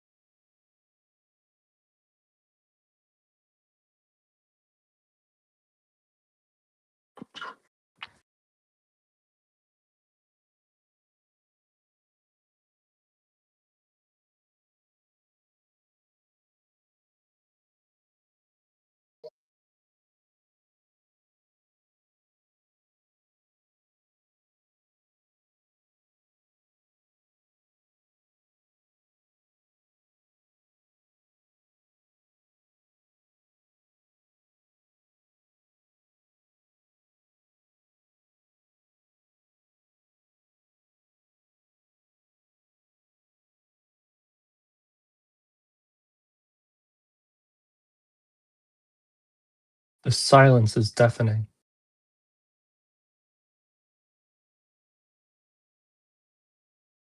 Andrew, it is your turn. Sorry. What's going on? It's your turn. So you're being... appearing. You were going to go in and take out the Night Hag. What? Go get No. her.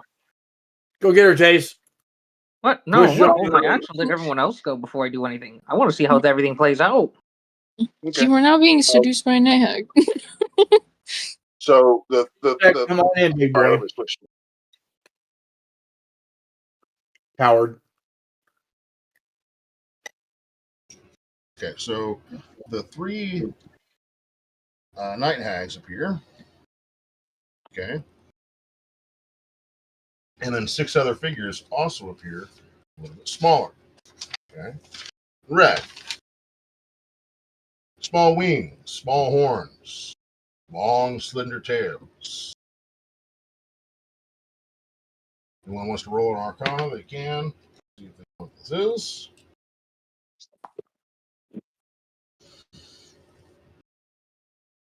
But it is up to 28. you there, Chase. It is your turn. I got a 13. Someone said 28. 28 for Arcana, For is that Arcana. correct? Yeah, Okay. These are imps. I figured as much. So in all, a total of 9 people, or well, demons. I'm sorry? I said I was saying so basically a total of 9 demons. Well, we'll call them 9 fiends. Technically, imps are devils. I gotcha. Demons are their own thing. And how far away are they from us? We'll say they're all going to start within 90 feet. I'm just going to start combat at a nice.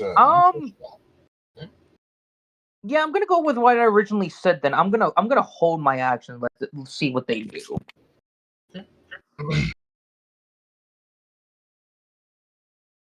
That will bring us to. Dun, dun, where's my thing? Put it down here so I can see it.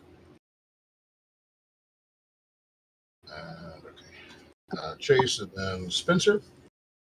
I'm guessing my gun has like 1 shot per day. Oh shit! I didn't realize it was going to be that bad. I'm guessing. I'm just assuming. We haven't really spec'd out the gun yet. Okay. Like, what do you think on the spot? So this isn't something that's actually with the artificer. It's something. No. Then we're gonna say it does have the one charge. Okay, great. You have to take time to recharge it. Yeah. Okay. I will take out my gun and start shooting at the hags. All right. I mean, Spencer, you didn't really think it was going to be that easy, did you? Oh no. Okay. I figured it was going to be futile. So Spencer, you said you're going to make a shot. Are you? Yeah, I'm going to make a shot.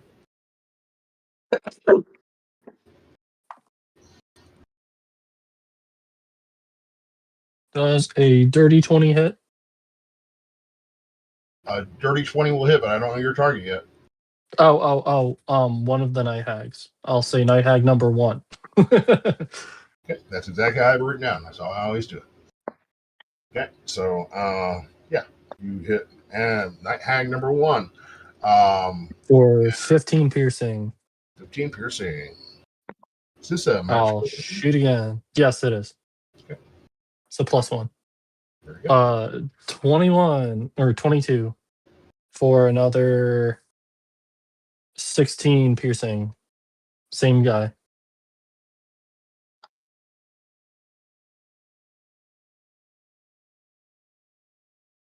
That'll. You said what was the total? It was 16 after. So it was a 15 and a 16 for a total of 31 piercing. Okay.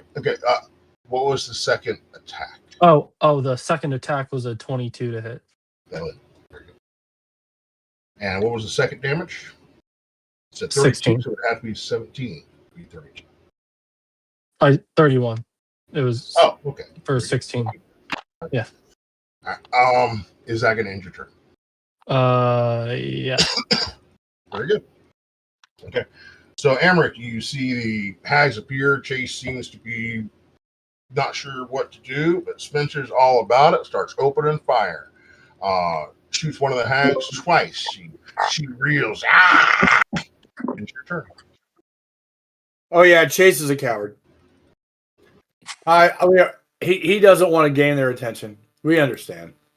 It's not I easy can't being. imagine why. He's not like he almost died. I was about to say, like, last time I charged, I basically died. And last time I saved you, I did die. Gracie, we're not talking about you right now, right? We're talking about. We're talking about I Glenn. I'm playing it safe Safe for who? The world? for myself. Coward. You dirty coward, you. Just. So there's 3 hags. There are 3 hags. There's also what appears to be 6 smaller creatures. Some of them identified to be imps. Imps. Yeah, I had a 23 arcana. I got that. Is one of the hags seeming to be the leader, or are they all kind of hard to tell from this point? Would you like to roll me an insight? Sure, I want to roll an insight. This will burn a bonus action. If I want to hit all 3 of these people. Hey, did you hear that last part? Rolling the insight during combat is going to burn a bonus action. That's fine. Okay. So that's a 14. So there was one in the middle. We're going to call him Night Hag number 2. That while they were talking, she did most of the talking.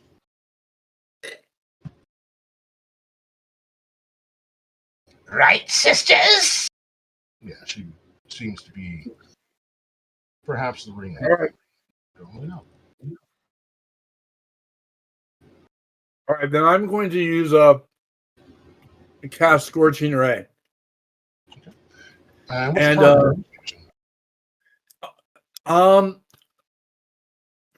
Or targets. It's three rays. Each one's 2d6. I was gonna do one at each, but I think I'm gonna hit her with all 3. All right. Make it so.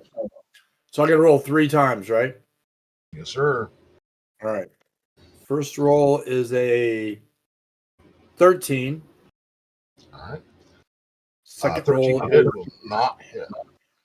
Second roll is an 18. 18 will hit. And the third roll is a 24. 24 will also hit. Please roll damage for 2 of those bolts. All right. Or 2 of those rays. So it's 6, 12, 15, 4, 19. 19 points. 19 points. Very good. So, because you burned that bonus action for insight, I'm going to give you this too. Okay? You feel like this hasn't done as much damage as you think it should. So in other words, they might be resistant.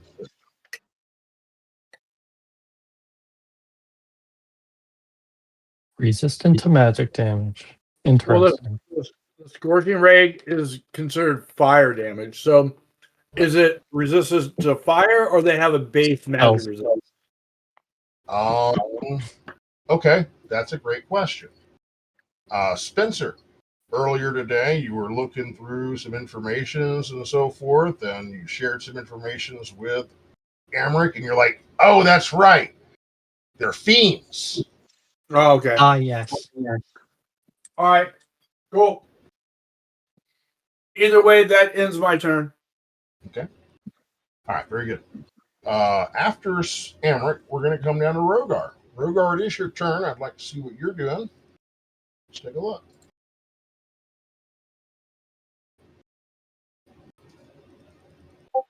That is a gruesomely cool picture right there, by the way, Chris. The second one? Yeah, that's cool.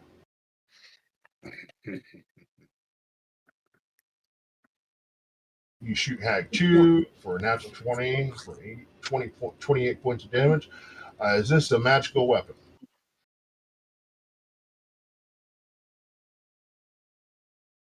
Yeah, we all have those +1 shotguns, those +1 rifles.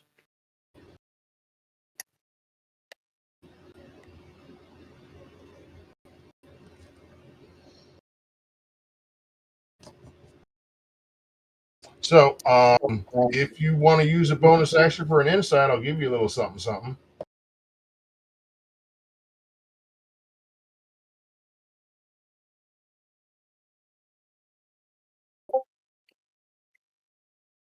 Okay, go ahead and roll your insight.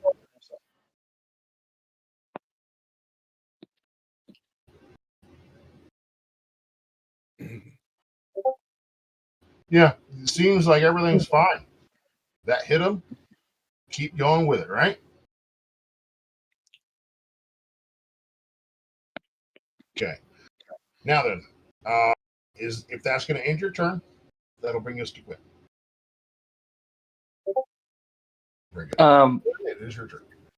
Real quick, Pat, can I go ahead and take that held action now, or you want me to go ahead and wait? You know what? I'll let Wynn decide, because technically held action should be taken up at the end of initiative. But I got you. I didn't remember that part. My bad.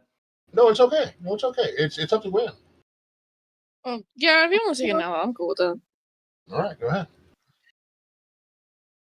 Oh, shoot. It is a me. I guess I'm gonna move up just a tiny bit closer, maybe like 10 feet to get into actual range with my hunting rifle.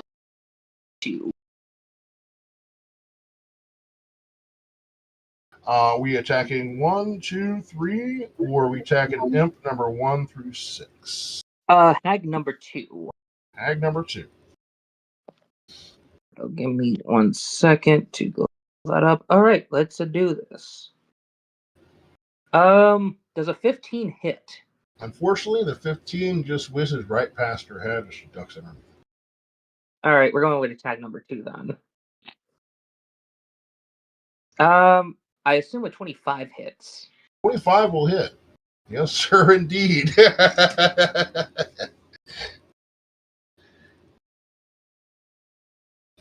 So that's going to be 19 points of damage.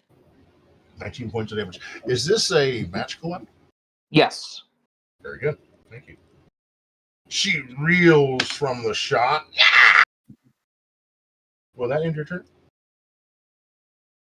Yes, and because I was going to say, because I have mastery over my hunting rifle.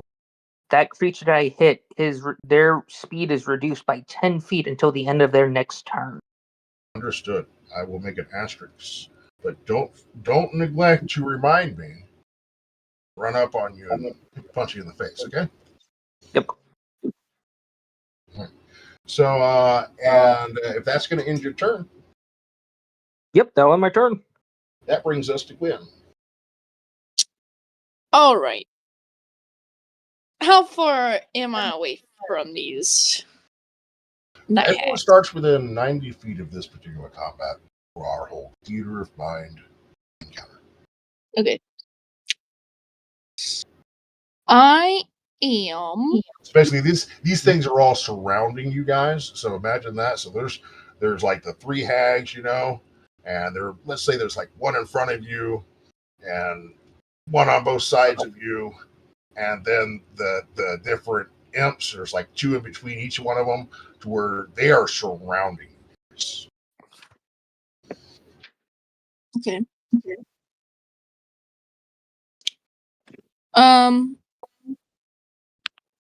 I am going to move my 30 feet so that I am now 60 feet. And then. What direction are you going? Are you moving towards one of these imps or one of these hags? One of the hags. One of the hags. I'm getting a little bit of an echo there. Is anyone else getting that? Just curious, no big deal. But so you're moving up towards one of the hags, and what's your action? I'm gonna shoot with my Holy Avenger pistol. I know it's gonna be at disadvantage because of it being at less than 40 And which hag are you shooting? Let's go ahead and do number 3. Number 3. Okay. As Patrick Stewart would say, make it so. That's funny. I rolled the same number. Okay. Assuming a 30 is gonna hit. A 30 will hit, probably the face of God. Okay. Let me do the. Okay. Sorry. I had to pull my notes on the.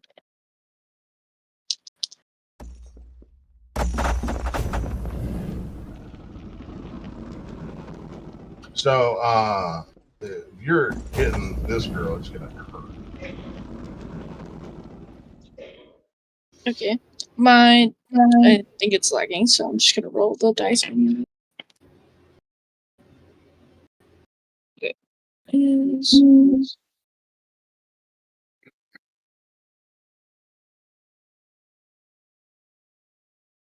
This is a fiend.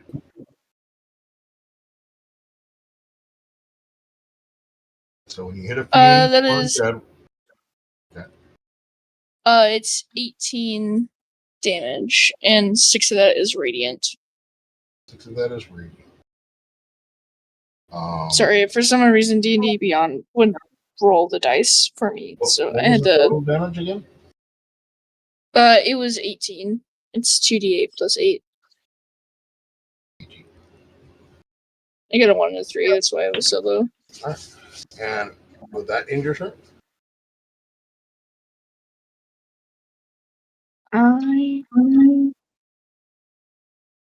Yeah. Okay.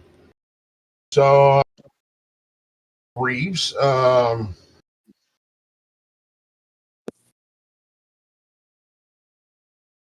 Reeves is going to cast a spell. I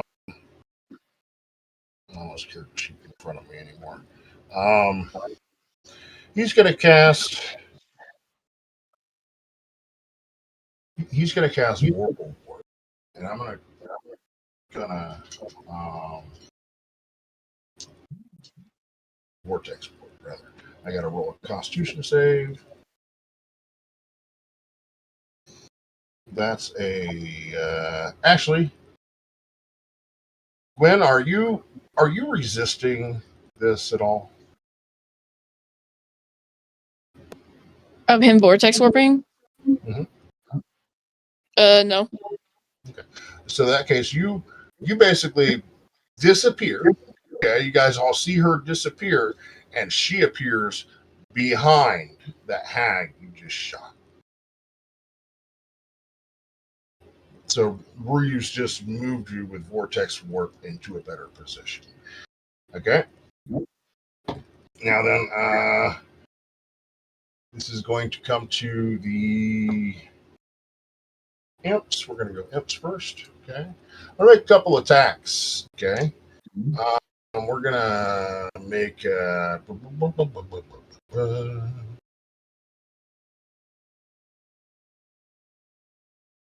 yeah, we're gonna start moving forward. Okay. They got a 40-foot fly speed, so they are moving forward at you guys. They'll be towards you, and they'll be up in your speech real quick. Those of you that haven't moved, Chase, as you move forward, right? 10 feet only.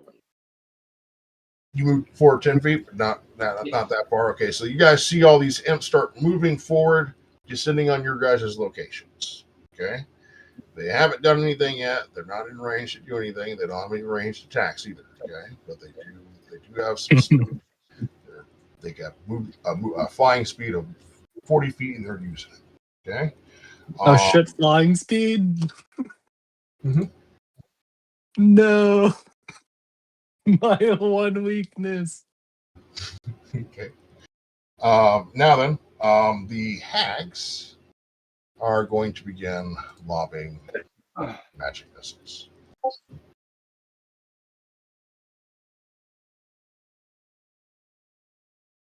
So I'm going to go ahead and start with those that hit hag number 1, which I believe that was Spencer. Correct? That is correct.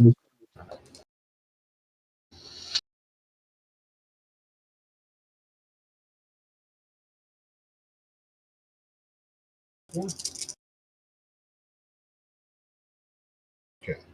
That's going to be 3, 5, 9 plus 4. 13 points of force damage as 4 different bolts of energy burst forward and strike at you. Wait, that was magic missiles, right? That was magic missile. You know what? I'll take it. Okay, very good. I wasn't sure if you're going to burn that reaction or not. Okay, Nah, so will be 13 points of force damage. 13. Okay. All right. Next It up, could have been much worse. Amric. 4 bursts of force energy lob out at you. Okay, so we got 4, 7, 10, 11 plus 4. That's going to be 15 points of force damage as 4 separate bolts of force energy lob out and all hit upon you. There, Emmerich. Okay. The other hag seeing you behind her, okay, steps forward or begins to move forward, okay, trying to get away from you with your magic, magic pistol there. Would that be an attack of opportunity since she's moving away from me? Are you using a ranged weapon or a melee? I'm using a pistol, but I have a feat to where I don't have disadvantage within 5 feet. That's fine. Now you don't normally get an attack of opportunity with a ranged weapon in melee, but I'll let you do a. You know what? Give me an unarmed strike. You can do that. I hit her with the magic blinky. Unarmed strike. Oh, beautiful. That's a 19. And are you like pistol whipping her with the Holy Avenger? Say yes. Yes! Okay, so that is going to be considered a magic weapon. Okay, so it's not going to be half damage or anything like that. What's the damage on that? It'd be 3 since it's 3 bludgeoning. Very good. All right. And with that, she is going to lob 4 bolts of energy in your direction.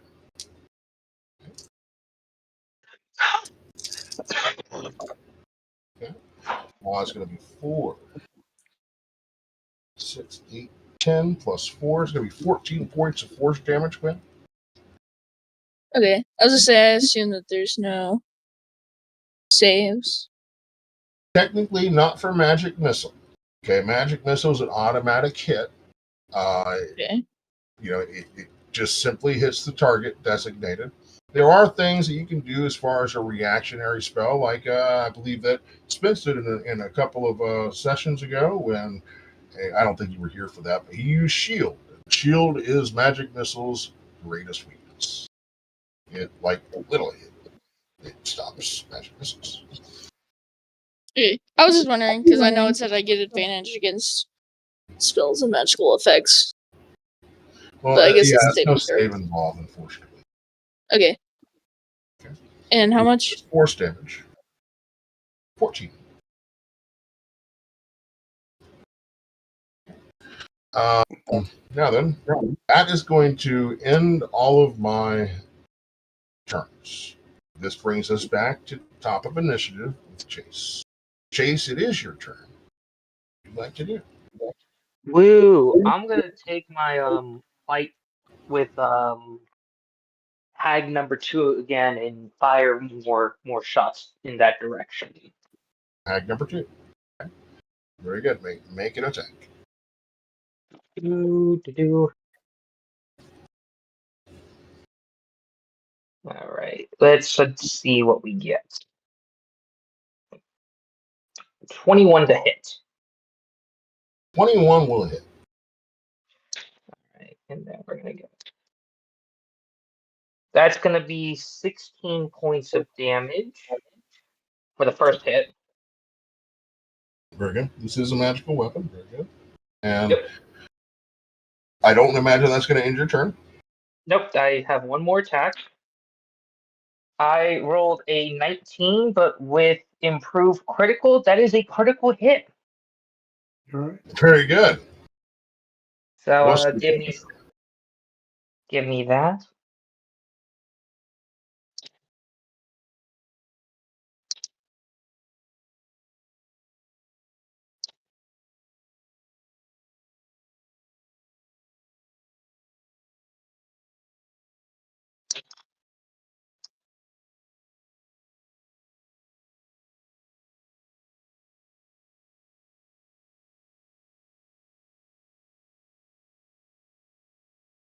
So that's going to be 42 points of damage with that one. 42 points of damage? Very good. 42. 42. Dang. That means DM's got to do math.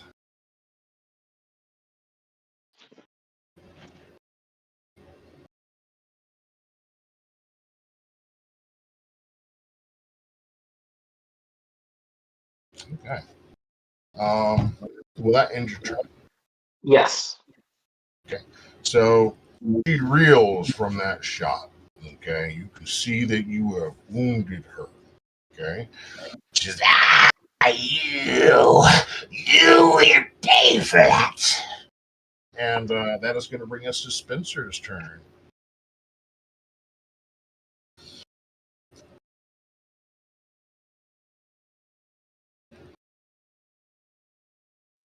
I was muted. So none of them has gone down yet? Negative, sir. Great. Though I will seems like yeah. I will bonus action activate my armor. I will take my movement of, I believe it's 35 feet. Let me check that real quick.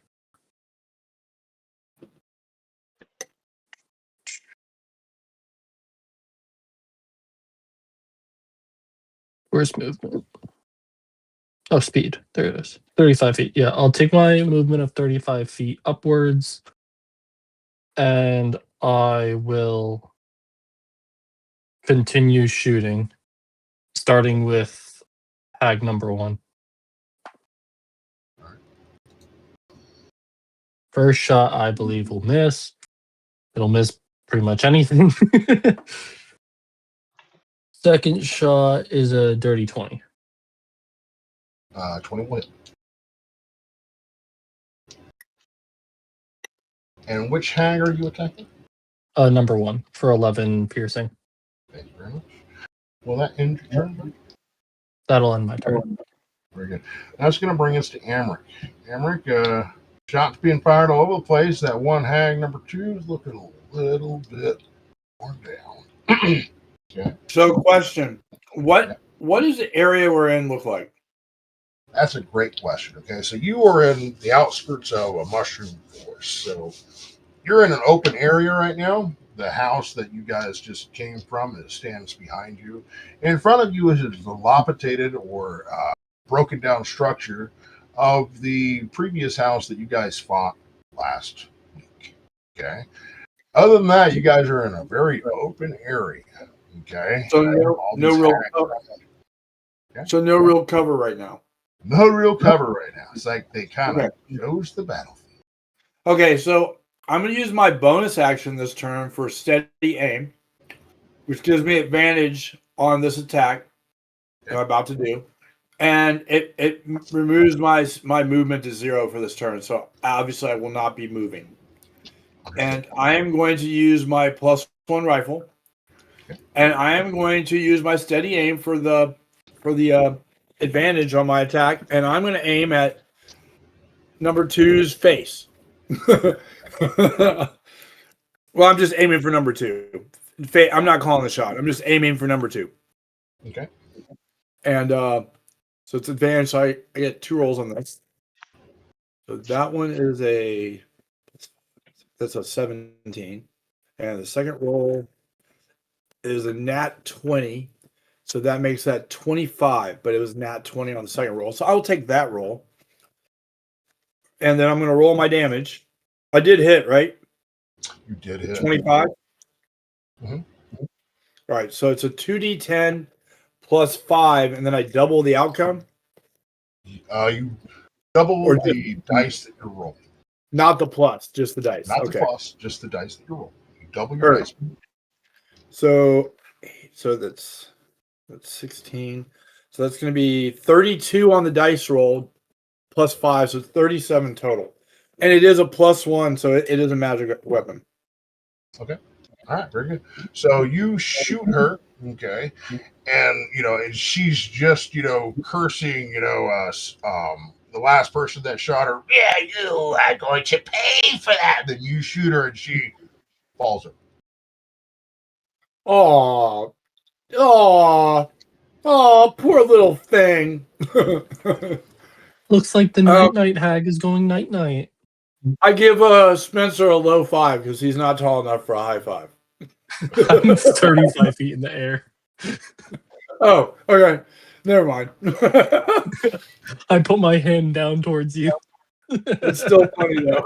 There's no way we're reaching each other. Okay. And if that's going to end your turn.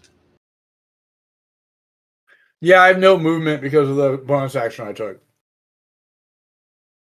Okay. All right. Well, that will bring us to Rogar. Rogar, it is your turn. What would you like to do? I'm guessing you're going to shoot someone. He's going to use loud, obscene gestures and obscene motions. Yeah. What are you rolling inside on?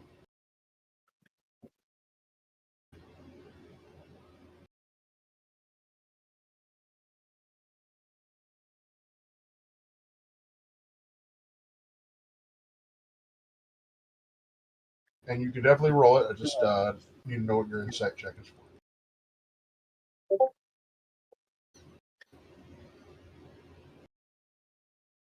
Okay, great question. Okay, so yeah, they seem to be susceptible to magic damage. Okay, at least it seems like magical weapons are hurting them, where non-magical weapons seem to be. Okay.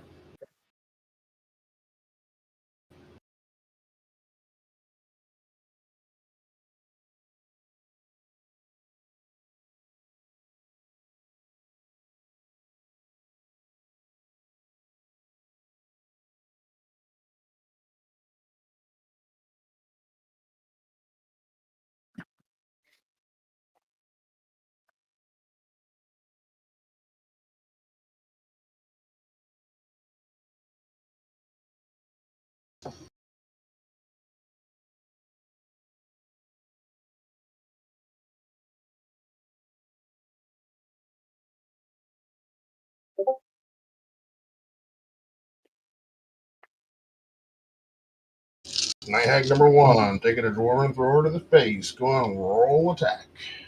Oh, was that the 7th? Oh, that was the insight. Very good. So go ahead and roll for your attack.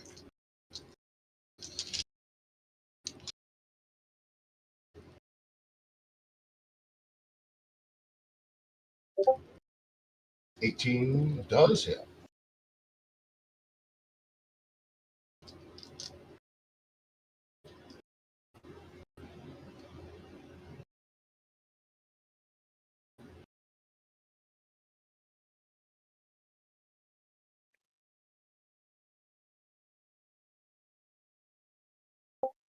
$20 points of damage to Night Hag number 1. And that is a magical weapon, so they're going to take all of that. That doesn't have like any fire effects or anything like that, does it? It's just the hammer, right? Let me double check. I don't think it's gonna have the. It should be fine. It should be fine. I don't believe it does.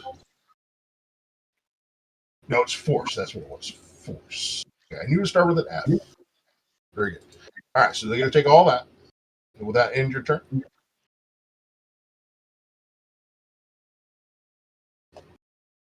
Oh, the force is only against giants, right? And that's not going to. Okay, so very good. That brings us to Guinevere. Guinevere, you're behind one of the hags. Okay, essentially. Wait, the hag went down, right? I'm You're on night hag number 3, correct? yeah, I'm on 3. That's right. Okay, I apologize. So yeah, that hag she moved away from you a little bit, lobbed that magic missile at you. Okay, but she's still within 30 feet. Yeah, and I pistol whipped her too. I said, "Bop." She didn't get away unscathed. Was that English? Was that English? What? You went some kind of real strange accent, and I was asking if it was English that you were speaking, or common, or some other language. I do declare. I do declare, yeah. Okay. So yeah, we're gonna shoot her with my Holy Avenger with the Holy Blicky. Holy Avenger pistol. It's a pistola. And it's gonna be a 19 to hit. 19. I feel like I live on 19 will hit. the ND 500 track is going on in my house right now.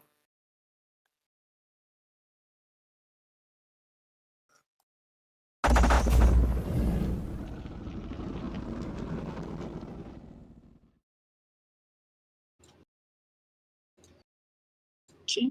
I'll just roll this manually because.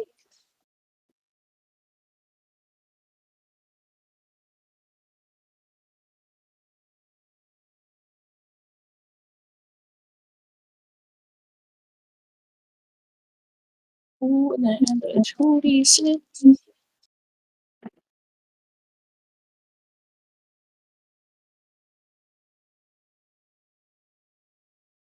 So it's gonna be 23 damage in total. 7 of that's radiant. 23 points. Will that end your turn? Yes. So,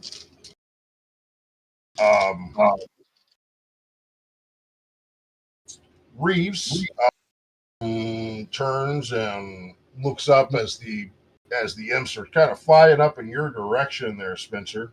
Okay, and he does a conjuration. You see like a large eagle made of celestial light begin to appear right like around you and dive bombs at one of the imps. Okay, and hits the imp. The imp vanishes in a mist of fire and ash. Okay, Poor little guy. that is going to end Reeves' Very turn. cool. Okay, then this is where it gets stupid, guys. I'm really sorry. I am the bad guy. Cool. You see the imp in front of you, Gwen, turn to the night hag that fell. Not yet, sister. Too much to Do, and she holds out her crooked hand, and you see the body twitch as it rises again. The other night hag that is being shot by you, Andrew, over there, our AKA Chase. You see, she produces a small cylindrical-like stick. It looks to be made of like bone, perhaps some sort of rib she took out of somewhere, and she points it forward. Okay. And I'm not going to pick on you. I know you kind of felt like I picked on you last week. So I got 4 people on the ground. Okay, I got 4 people on the ground. I'm just going to roll this at random.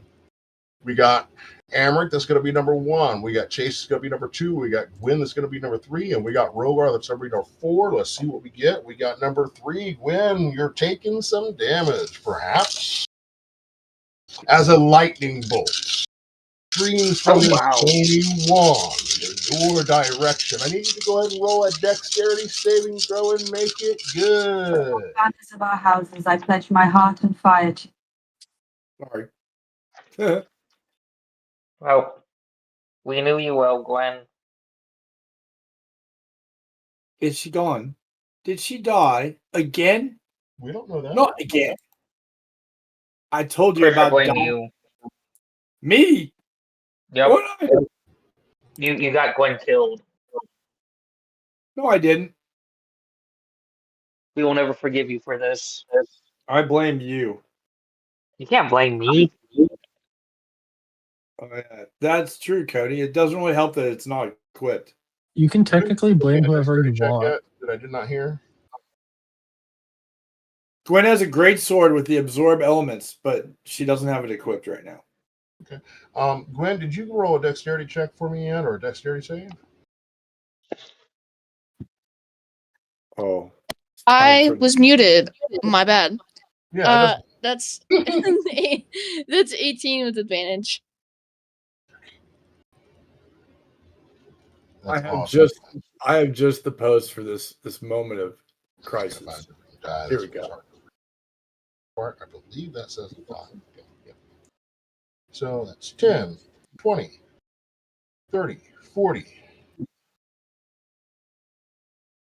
6 plus 8. Gwen, I posted something just for you in the chat. That's going to be 54 points of damage. As you narrowly get out of the way of it. So that's going to be a total of 27 points of lightning damage that you just took.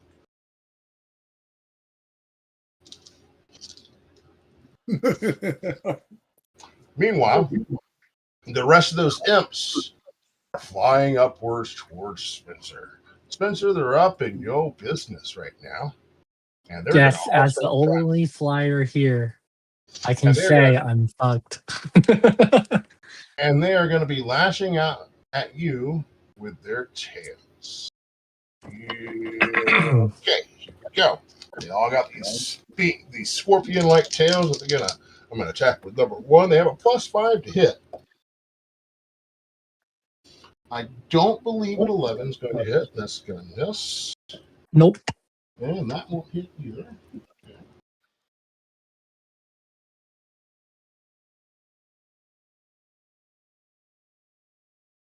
That will miss.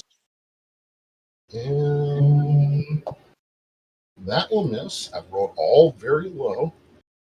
The roll I've rolled so far is a 6.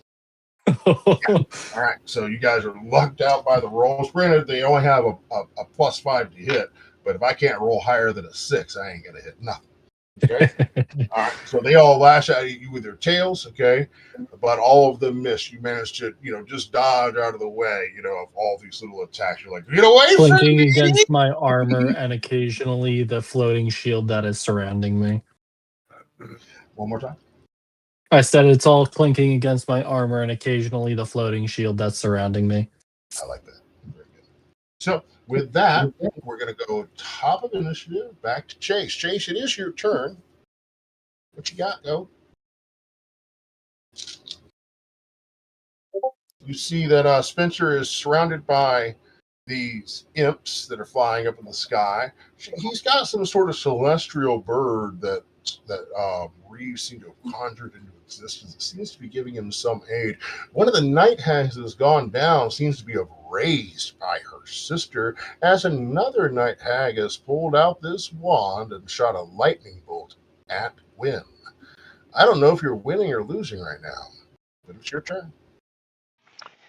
You know what? I don't like that hag pulled the wand out and attacked Mom. So I'm retaliating expeditiously. Okay. Against that particular hag.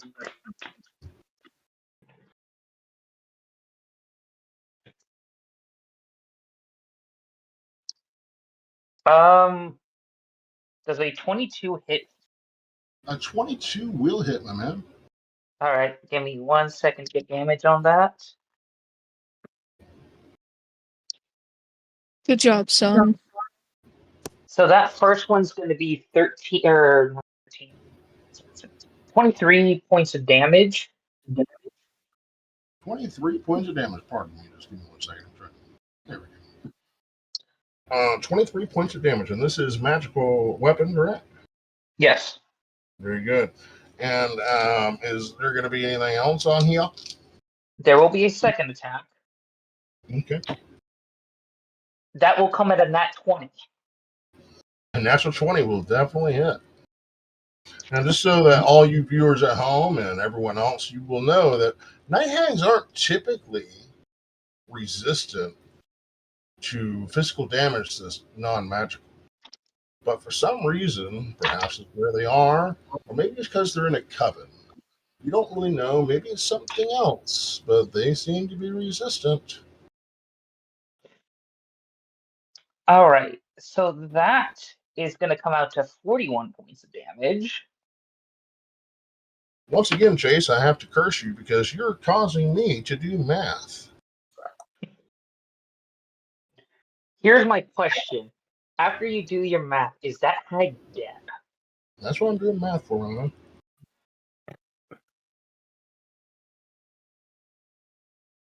So, that shot rings out and hits her. It is critical, but she's still up. Okay? So you see that she is wounded very badly. Good. Because of the crime of attacking my mom, 2 words. Action surge. Okay?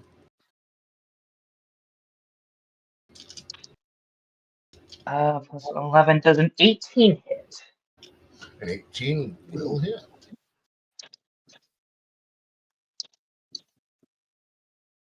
So that's going to be 20 points of damage for that next hit. Okay. And then does a 27 hit? 27 will hit. And that'll be 22 points of damage. Very good. Okay. So she seems really bad off. Okay. Like really, really bad off. Okay. You shooting her full of holes. She falls down to the ground, drops the wand. Woo. Okay. Will that end your turn? It will. Okay. Gracie, I hope it made you proud. Very much. Good job, son. Woo. Did I miss something on this mom-son stuff? Yeah, he's been calling her mom. Okay. It's just that's mom, your dad, you're keeping the rest of the group from making life-threatening choices. Oh, I'm definitely not your dad. Okay.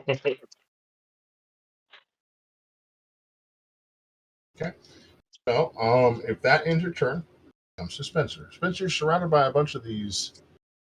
How much is a bunch? There's 5.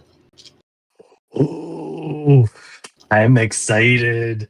Make cons for all of them. Say again. Con saves. Constitution All save. around Thunder Wave. Level 2 spell. Very good.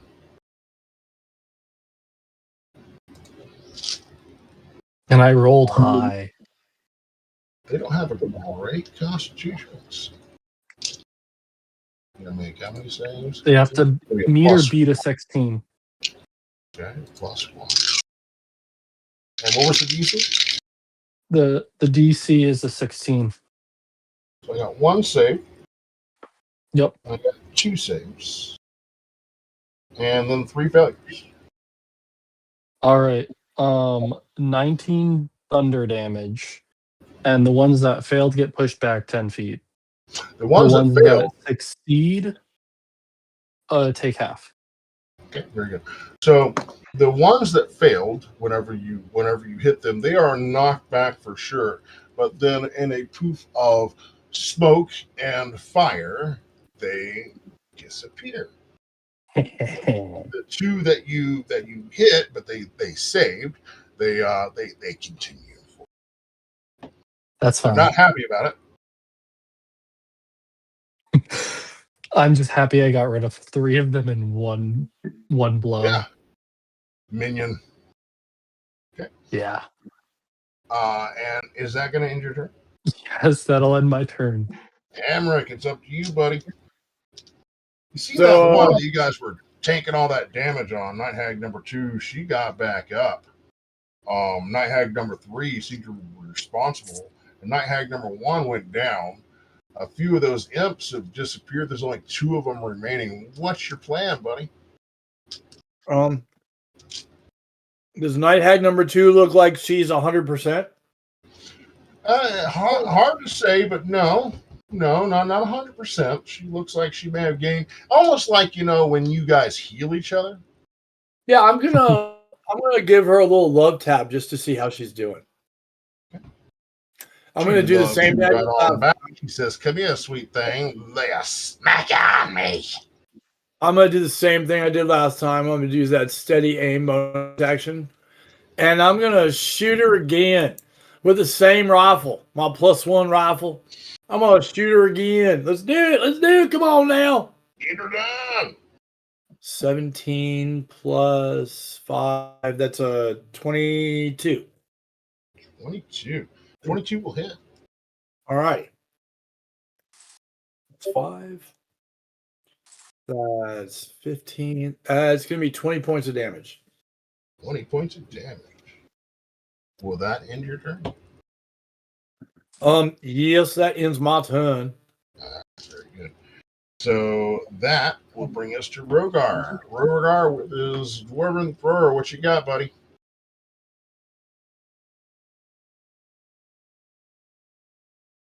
I practice duck magic. You mean dark magic? No. Definitely not dark magic. Just fact. You throw it at hag number 3. Very good. And at 20. Very good. What's the damage on that big guy? All damage.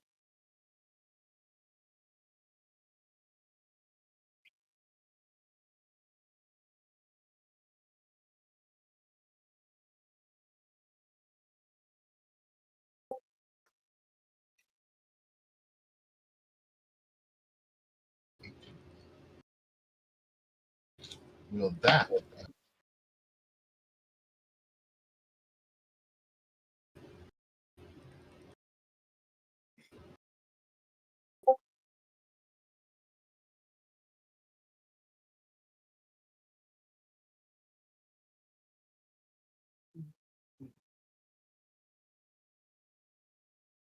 Okay, very good. So what's the addition to the 18?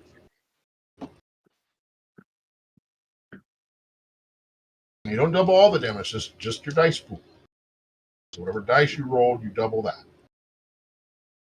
Doesn't mean double the roll that you made, double the amount of dice. Double everything.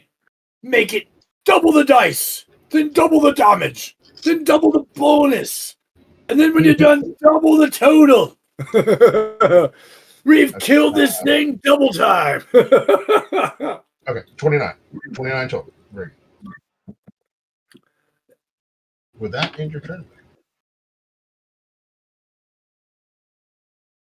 When we're back over to you, one of these hags are down, but Night Hag number 3 is still standing pretty strong. Meanwhile, Night Hag number 2's gotten back up, but they are focusing on her pretty hard. Some of the imps have disappeared. There's still 2 more that seem to be giving, the suspension of the business, but he seems to be holding his own. What's your plan?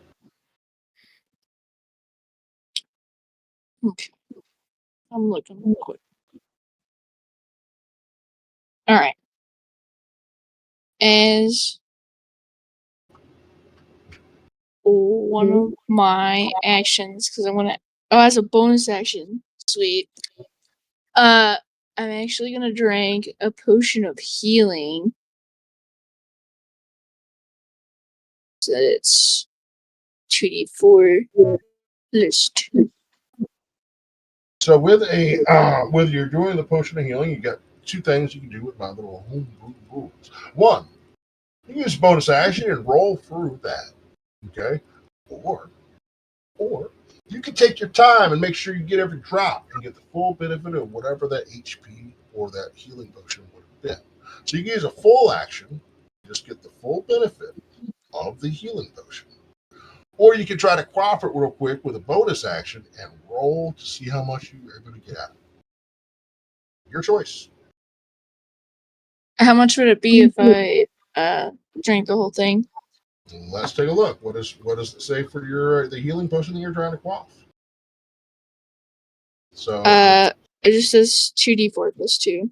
okay, so 2d4 that'd be 8 plus 2, that'd be 10 full points. Okay, or you can roll. So it'd be the possibility of getting 10 points. Okay, you're going to get 10 points if you use a full action, but it's possible rolling the 2d4, you may only get like 4 points. It's just a gamble. It's your choice.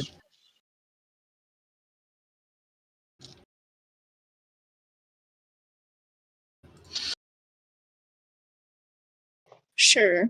I'll take that as an action. Okay, so you regain 10 full points of healing. Okay. And then Here's the thing: is that also consumes your action. yes. But then I'm going to action surge. Very good. Now you're learning. So then Yay. so then yeah, number 3 is going down. We'll see.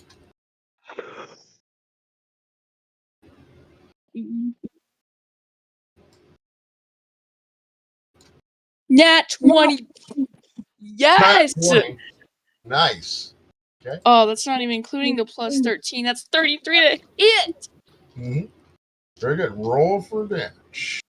Oh, you ain't missing this.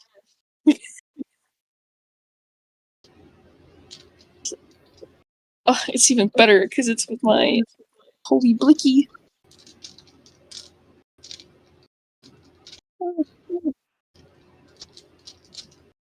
Eight. And then I roll the 2d8 plus 8 again, right? 2d8 plus 8. Very good. I rolled it again, right? So you roll, you double the dice that you would be rolling for damage. So if you're going to roll 2d8, you would instead roll 4d8. 4d8. Don't double the bonus, just double the dice pool.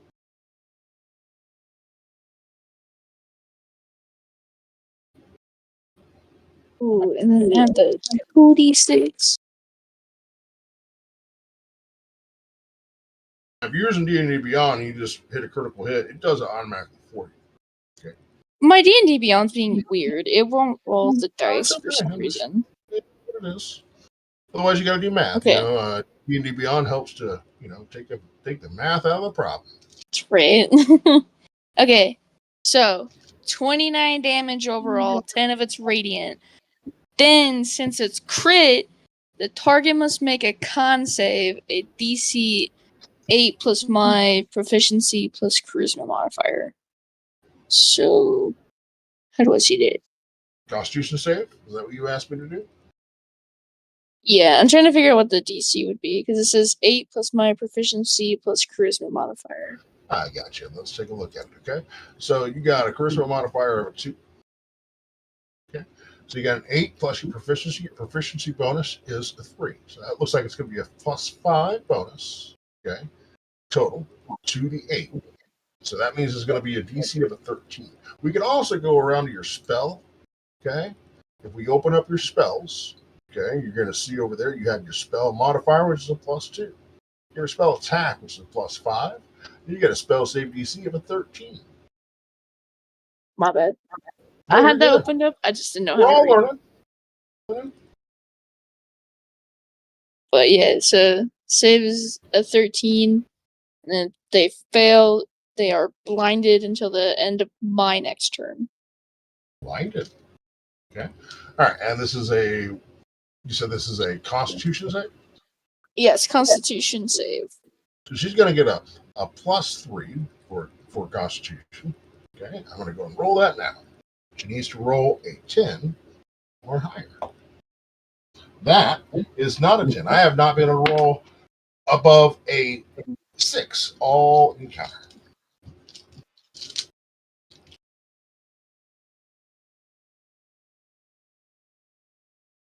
So she fails. So yes, she is now blinded until my next turn. Blinded by the light. So, what was the total damage for that as well? Was that the 20? Was that 29? 29. Okay, 10 of it was radiant. I already had this. Very good. I just want to make sure I did. Okay. Is that going to? And then, as my bonus action, I'm going to cast Sanctuary on myself. Sanctuary. Very good. Okay. Will that end your turn? Yes. Very good. Okay, so that brings us to me. It's me, Mario. So, we're going to go ahead and start with We're going to start with Reeves. What is Reeves doing? Reeves is going to send his eagle, little celestial being, to attack one of those imps over there. Okay, we're going to make an attack. It attacks, hits the imp. I'm not going to worry about damage because it's already pretty hurt. Okay, so that imp disappears in a flurry of smoke and fire. Okay, then Reeves is going to lob a magic missile. One of it's going. Two of them are going to hit that imp that's near you, there, Spencer. And then we're going to send 3 over at the night hag. I'm going to roll those now. Okay, I'm going to roll the 2 for the imp first. That'll be enough to deal with the imp. So there are no more imps around you, Spencer. Okay. Yay. And they're going to roll 3 for the night hag. Okay. We're going to do 3, 7, 8, 9 plus 3. That's going to be a total of 12 for the night hag. I'm going to log that now. Okay. It's not enough to put her down. Okay. In fact, the hag that had just gotten back up turns and is like, Not like this. and then begins to turn ethereal. She turns ethereal and disappears from the map. Okay. Night hag number 3 is going to do the same. Turns ethereal. Goes off the map. Cowards. So You that brings up to top of initiative with all of you guys. Is anyone doing anything? They're all gone, right? Well, they're not gone. They're just another plane that shares your plane, the ethereal plane. Okay. So they're here, just like Septimus from Skyrim would say. They're near in a cosmological sense. Can I Misty step into the ethereal plane to launch it to shoot him and then Misty step back? That's an excellent question. Does your character have the ability to turn ethereal and travel to the ethereal realm? Well, I don't. That's why I asked if I could use Misty step to into the ethereal. Unfortunately, no. But okay. I tell you what, if you can roll a 40 on that D20, I'll let you do it. I'll lend you my dice that actually has the 40 sides.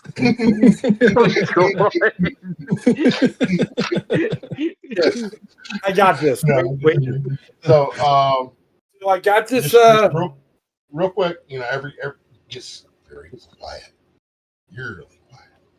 Okay, and then I'm just gonna write 40 on one of the numbers and then roll it and see if I get it. and then I give you a 1 in 20 chance. That's better. That's better than 50%. You put a 0 after the 4. That's it. That's it right here. This 4. Here we go. so it gets very quiet. Okay, and then you start to hear a bit of rumbling.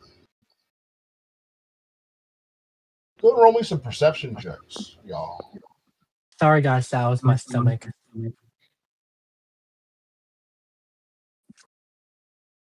I got a You'll never- 15.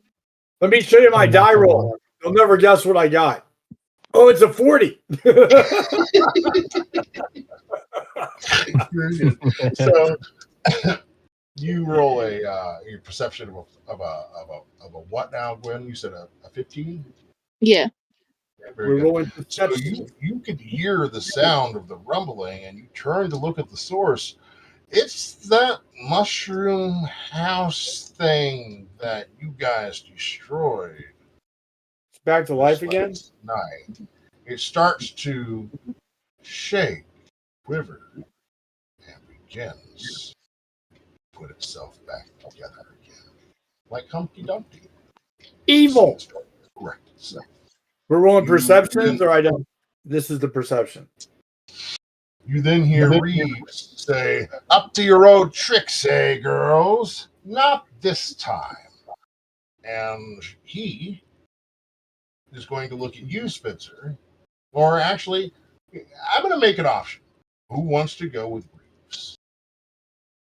I'll do it. The whole gang. We'll take one of you with him. Hell, even Rogar said he'd go. I'm probably the furthest away, but I would like to go if possible. Okay. So well, okay, that's fine. You bring yourself down to where he can essentially touch you. Okay. He says, "All right, Spencer, let's go finish these girls off." I think Rogar wants to go too. Yeah, I can't take all of you. Can't do it. That's why I asked. Okay. So while they go do that, we're gonna burn down this dancing mushroom house. Okay. I can't. I'm not taking all of you to the ethereal plane with them. But I'll tell you what. Since both Rogar and Spencer both want to go, whoever rolls the closest to a 40 on a D20 will get to go. Great. Whoever I rolled a whoever rolls 15. 16. Okay. Rogar. It was a 15, but yes. Rogar. 17. He looks over to you, You Rogar, get with him. your thrower, and puts a hand on your shoulder and says, "All right, dwarf, let's get him." Okay. You guys watch as Reeves and Rogar begin to turn into a misty substance and disappear the same way the hags had. You can see right through them until they disappear entirely. Rogar, roll me a perception check. It's a dwarf tossing event. Don't tell the elf. Yeah, you can toss Rogar now that I can't see it.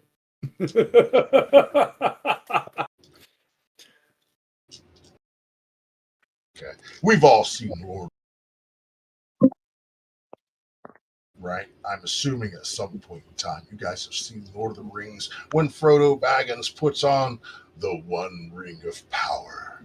Yes. And then travels to the ethereal plane where everything seems to be a little bit distorted. Even the people that your own companions, they look a little bit distorted, almost as if they're shades. But what you see clear as day. The night hag. Okay. Get them. You see them, and they're over the building. They're next to the building on either side of it, and they're doing some sort of chant. You see the building. Kill the building. Rogar? What you doing, buddy? Going to attack the building. I'm assuming you're gonna throw that hammer.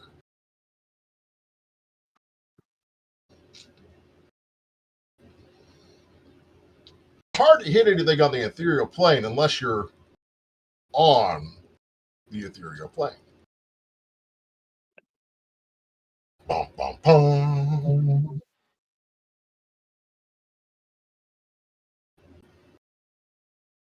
A hag number 2. Very good. Yeah, the rest of us is going to kill the building that's waking up again. 16 to hit. Very good. Death to the 16. Yeah.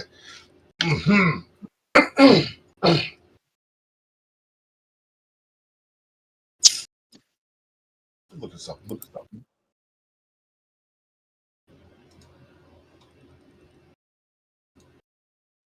Rogar, I just happened to notice that you have heroic inspiration you haven't used yet. This would be the time because that ain't going to hit.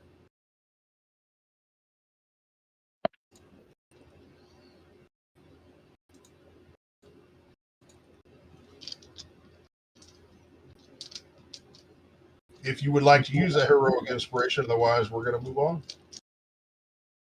Heroic inspiration will give the opportunity to roll that again. 24 to hit. Very good. Okay, go ahead and roll damage on Night Hag number 2. Make sure you expend that heroic inspiration, please, sir.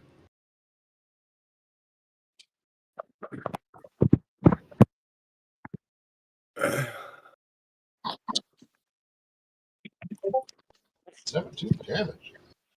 Oh, my man. Okay, that's what we go up there. Because we got to start over. 17. All right. She is not looking very good as you hit her with that, and they both get the surprised look on their face. What is this madness? You can't be here. I can be where I please. And with that, we're going to go back to the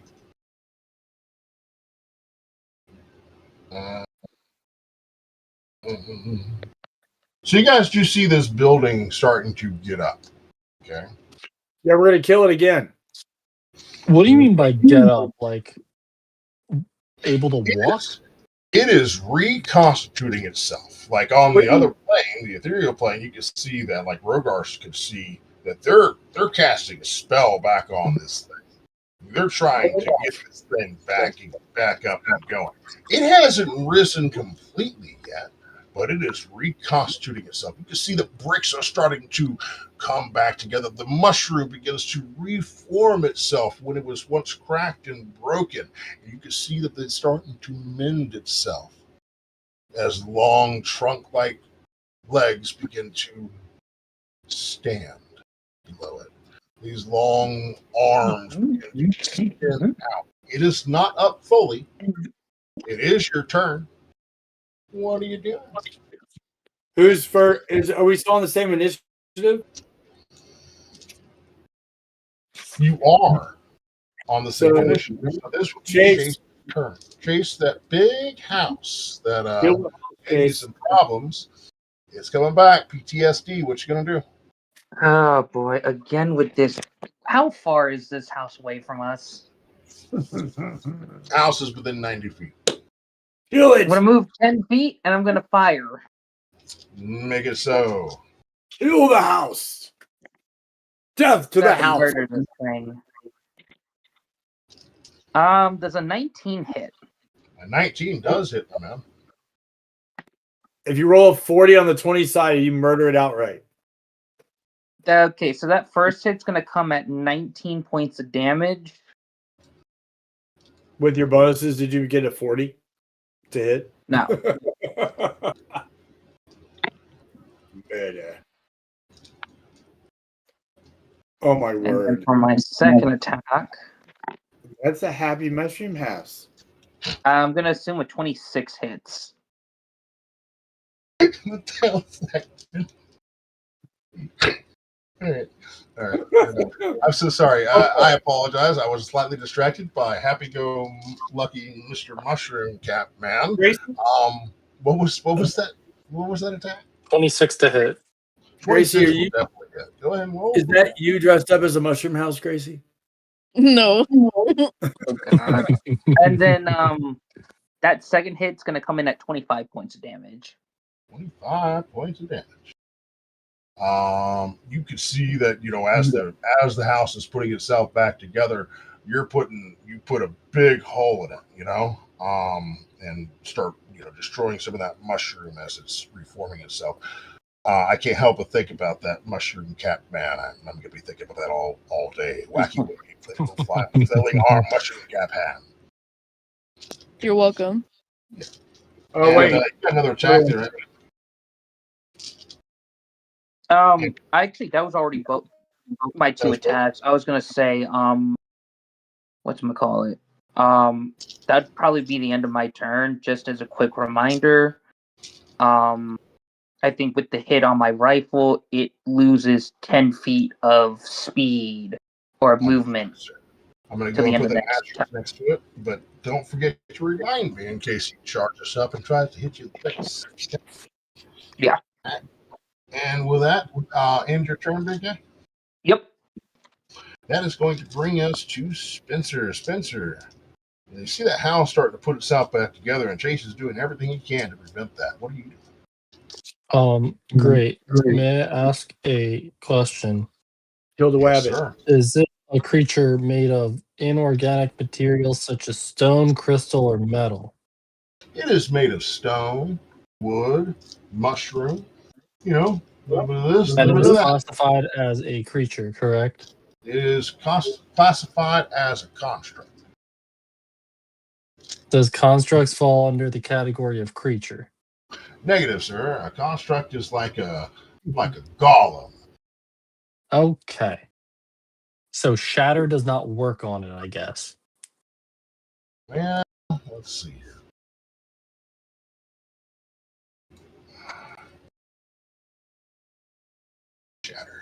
Shatter. Okay. Because it makes a point to say made out of inorganic material. So I thought it might. Okay. So sudden loud ring noise, blah blah blah. Yeah, he's back. Any creatures take 3d8 thunder damage. Now in that okay. By that classification, a creature, that's not referring to a beast or a specific, a creature. You're a creature. Okay. All right. Yes. So technically it would. Okay. It would still work. Okay. You're a creature. And I'm guessing it would have the disadvantage on the con save throw then. It's going to have disadvantage on the con save. In fact, it's not going to get a save because it's not fully put back together. You're just essentially destroying. If you're targeting the stone that is trying to put itself back together as per the spell, absolutely destroy the stone that it's trying to use to reanimate it. Okay. Yep, that's I'm not making a 16 thunder. I'm so sorry. What's the total? 16 points of thunder damage. Very good. It takes thunder damage, and you can see that rock starts to get shot across the field of battle, scattering here and there as your shatter takes place in a sudden sudden like sonic boom type thing as the shatter, blah blah blah. Yeah. Will that end your turn? Yeah, that'll end my turn. Okay. Emmerich, we're down to you, buddy.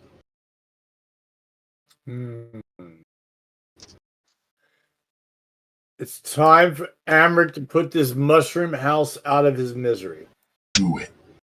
Do it. Do it. Do it. Do it. Do it. Just do it. What was the name of that movie? Do it. Yeah. Starsky and Hutch. I'm gonna witch bolt this thing. Yeah, you are. I'm gonna do it. Do it. Doesn't that attach and I can do it again the next turn as long as I keep the concentration going? Yeah, just keep on it. As long as your concentration doesn't break, you just keep on laying it in there. So I'm not going to ask it. I'm not going to have a save for it. You're essentially attacking an inanimate object with your stuff. I have to hit it. Go ahead and roll your attack. Yeah, I'm upcasting at second level. But you're gonna have to just have to be better than a 10. It's not going to be able to dodge out of the way. So it's an inanimate object, so it's gonna be a DC 10 to hit. I rolled a 17. So I'm gonna make this thing bleed. I mean, crackle it with electricity. Yes. Oh, poor little guy. He was a cute mushroom house until he got electrified. Oh, a 12 and a 9. So that would be 21 points of damage. All right.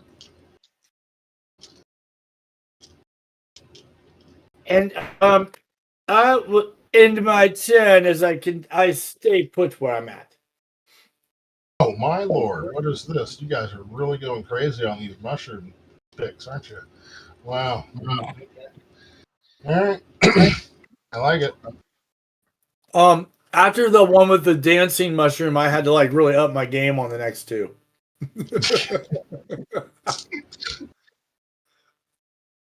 All right. The one looks like it's sitting on a log taking a dump. Is that in the next turn or anything else you got going on? That's gonna end my 10. Okay. All right. That is going to bring us to Rogar, but pause for me, Rogar. Just one moment. We're going to go to Gwen, everyone on the material plate. Then I'm going to get to you, buddy. We're going to do, I got a little thing for you, okay? Gwen, what you got? So how far away am I from the You're going to start mushroom? within 90 feet of the mushroom house. Okay. I'm gonna move my 30. And then I'm going to pull out my hunting rifle, which is a +1. And we're gonna shoot some holes in this thing. Very good.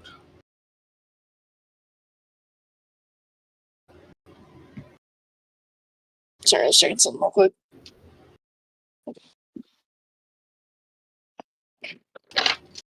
Nat 20. I'm being disgusting tonight.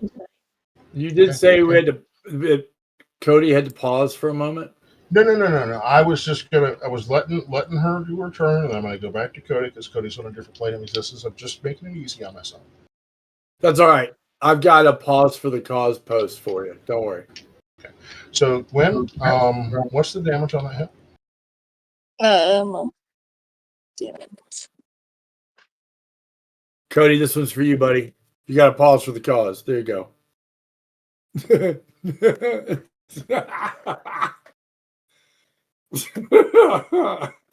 That burning, that's great. Scrappy, check out the comments. That is 26 damage. Very good. You guys see that the parts of this house or mushroom dude guy thing construct is starting to fall apart. Okay. It's having a lot of trouble reconstituting itself as you guys are taking it apart as it does, bit by bit. If that's going to end your turn. Yes. Very good. Rogar, on you, buddy. You see those two hags, and they're still trying to do something with that house. Okay. What are you doing? He's pausing for the cause. Did you see the chat? Oh my. Nice.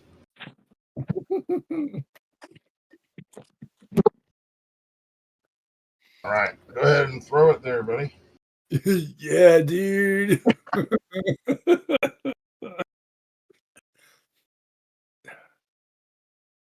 19's going to hit.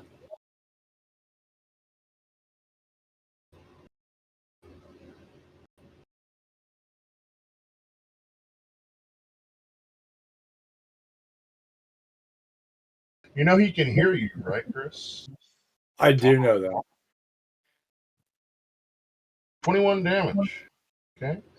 You see that hag is not liking life right now. Okay.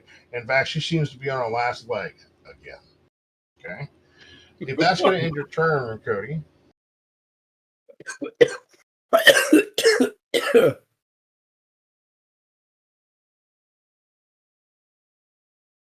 Reeves is going to send forth a magic missile at her, and that's going to end up finishing her off, sending another magic missile at the other girl, and ends up hitting her. She turns and pulls out a slender bone-like and turns and points it at you, Rogar. Can you roll me a dexterity saving throw, please, sir? Don't you dare kill that dwarf. That's my buddy. I'll come through that wall into that ethereal plane and mess that hag up. An 8. An 8 is not going to save, buddy. So the hag raises her twisted wand and snarls a word of power. Lightning explodes from the tip. A blinding spear of white energy tears across the cavern towards you. Far too fast to dodge. Far too powerful. And something moves in the air between you and the bolt. Yeah, you can... Hold on. Yeah, you haven't been hit yet, buddy. Something's going on. Not sure what it is. Why pay attention? And then... Is it a counterspell? Something moves in the air between you and the bolt. For the briefest moment, the world feels thin. Like cloth stretched too high. The lightning strikes, but stops. Not against stone, not against steel, against a figure made of pale smoke and fading light. The shape flickers, unstable like a memory, struggling to hold on to its form. A tall, slender silhouette, long ears, a cloak that moves, though there's no wind. The lightning pours into the being, crawling across his spectral form like veins of burning silver. His body trembles as the energy courses through him, lightning from within. For a moment, the cavern is silent, except for the screaming crackle of trapped lightning. Then the figure lifts his head, and you recognize him. Zil. Or what remains of him. His voice sounds distant, like it is echoed from the far side of a long tumble. Still getting yourself killed, I see. The lightning surges violently across his form, threatening to tear the specter apart. He raises one hand towards the hags. She gathers, condenses, then erupts across the cavern.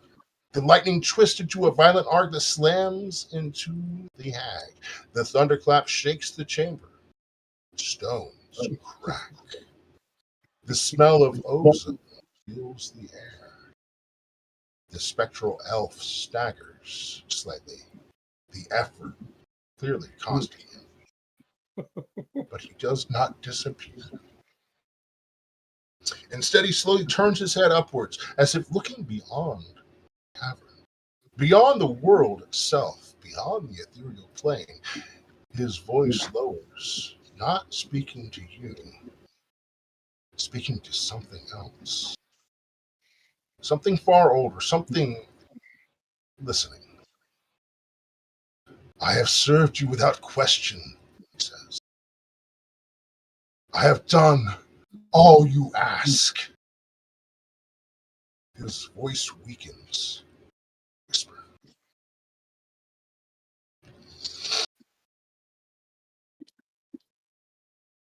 Sorry. His voice weakens slightly, but there is something new in it now. Not ambition, not manipulation. Something closer to desperation. Just once, I ask you for something in return. The air suddenly grows cold. All of you feel the air begin to get cold. The darkness of the Underfey begins to darken.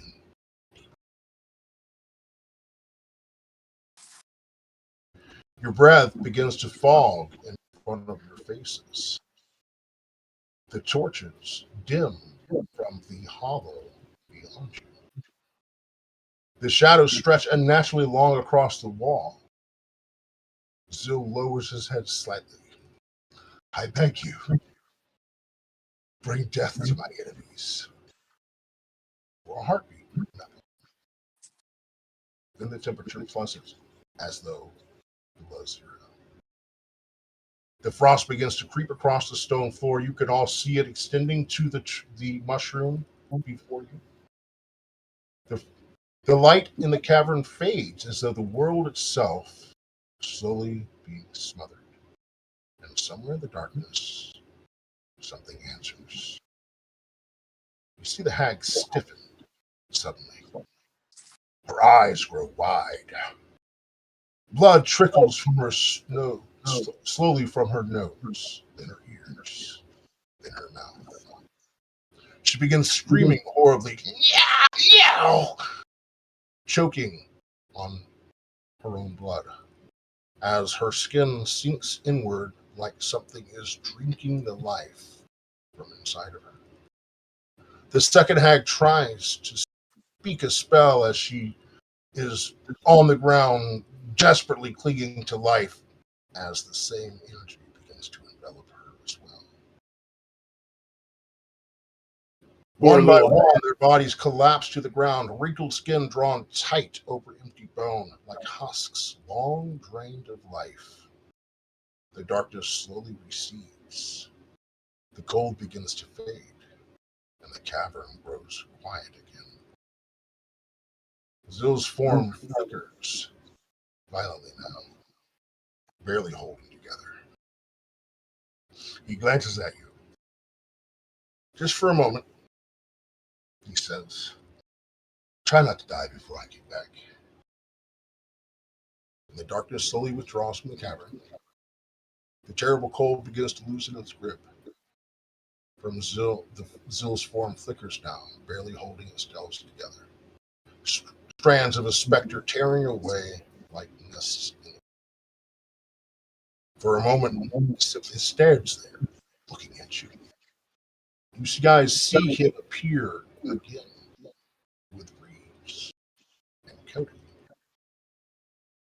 You guys can see Zil, although he seems not completely put together, as though he's fading in and out. Then he looks. For a moment, gaze settles on you, Gwen. Something changes in expression. Turns to something softer, something almost peaceful. He exhales slowly, as though he's relieved. And then something strange happens.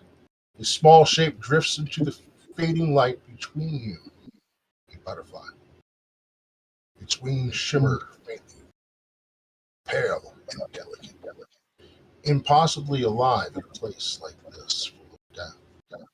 It flutters lazily through the air and circles once around you, twice, and then lands gently on your shoulder.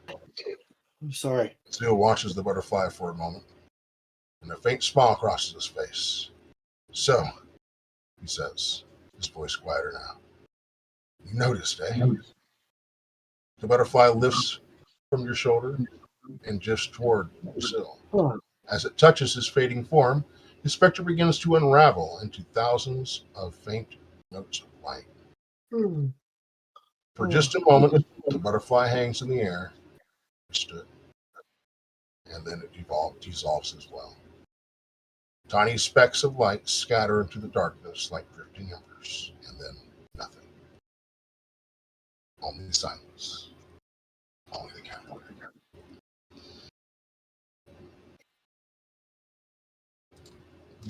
Of course, the mushroom stops twitching, stops moving. All right, y'all are still alive. Everyone's dead. Congratulations. And Reeves turns up and says, "What the hell was that?"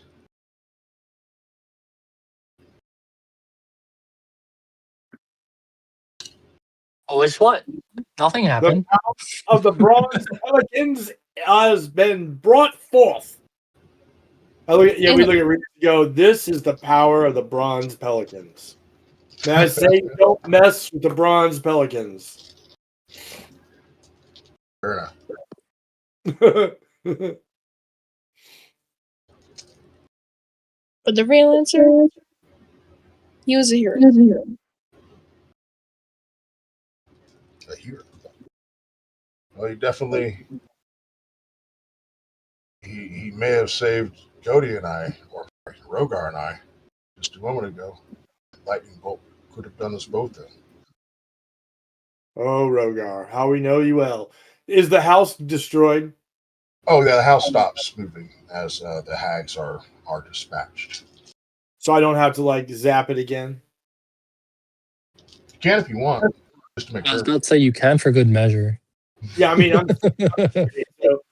I zap it again. Rogar, you say, that was a dead ally who saved us again.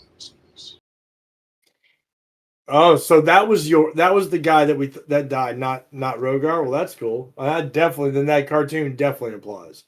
Yeah, I zap it again. Hit it again. That'd be another 16 points of damage from the witch bolt. Crackle, crackle. It crumbles and falls back down to the ground, unable to move or reconstitute itself as it becomes an inanimate object once more. Well, I go over and place my hand on his shoulder. Dearest, I think it's dead. Are you sure? I can zap it again. Just to make sure. And I look over at Gwen. She did mention, I did notice earlier that she had quite a bit of damage. How's she looking? One more time? Oh, Okay. Oh, you're asking her. Yes. it's still a bit rough, but we're alive. Excellent, because I have no way to heal you. Come to me if you need healing. Oh. Come on, Mom. So, Come here. Mom and Dad walk over to the little guy. Start healing us. All right. So, I want to take a moment to remind everyone that this stream is powered by W Energy. W is an energy drink free of artificial flavors or artificial sweeteners. You can use the link in the description below to find yourself a promo code called Jenkins10. Use that promo code at w.gd to earn yourself 10% off your order. Thank you for tuning in. This has been the Table on the Tavern, and I'm going to give you guys a little bit of time. You know, I normally end up cutting it off here, but screw it. I'm gonna go outside and smoke. Let you guys talk. I'm probably gonna dip out because I got to work early in the morning. Same here. Sounds good. Have a good night, everyone. I'm glad everybody lived. Yeah. Yeah. Thanks, Cody, for taking the bullet for me. Yeah, What a Cody was the all-star there. Whoa. what Gracie, what is Starfish. You had to ask what it is. It's Patrick the Starfish battling the lightning monster. Yeah, that's Amric with that mushroom. Yeah. Oh yeah. I'll hit it again. Oh. Yeah, I thought we were about to lose Rogar. That's why I was like going. I was trying to find an AI image of like us holding what's left of Rogar, going, "Oh no, not Rogar!" But that's the best I could do. It's kind of funny. But that right there is awesome. Yes. Oh, what you talking about? That's Rogar. So you're telling me that you think of Patrick the Starfish when you look at Amric? Nah, that's just when I looked up gifs and I saw that, I'm like, that's Amric with that witch bolt. Oh. Yeah, those shorts are definitely that's where it's at. Woohoo! Man, Rogar's looking pretty buff. See, nothing can take down Rogar. He has aura.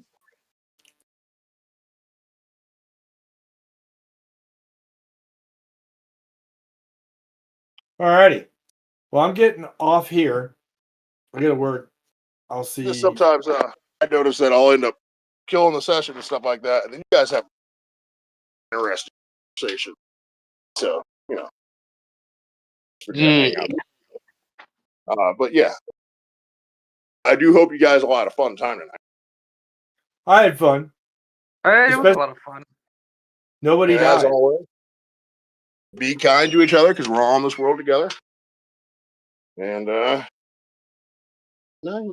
Good night.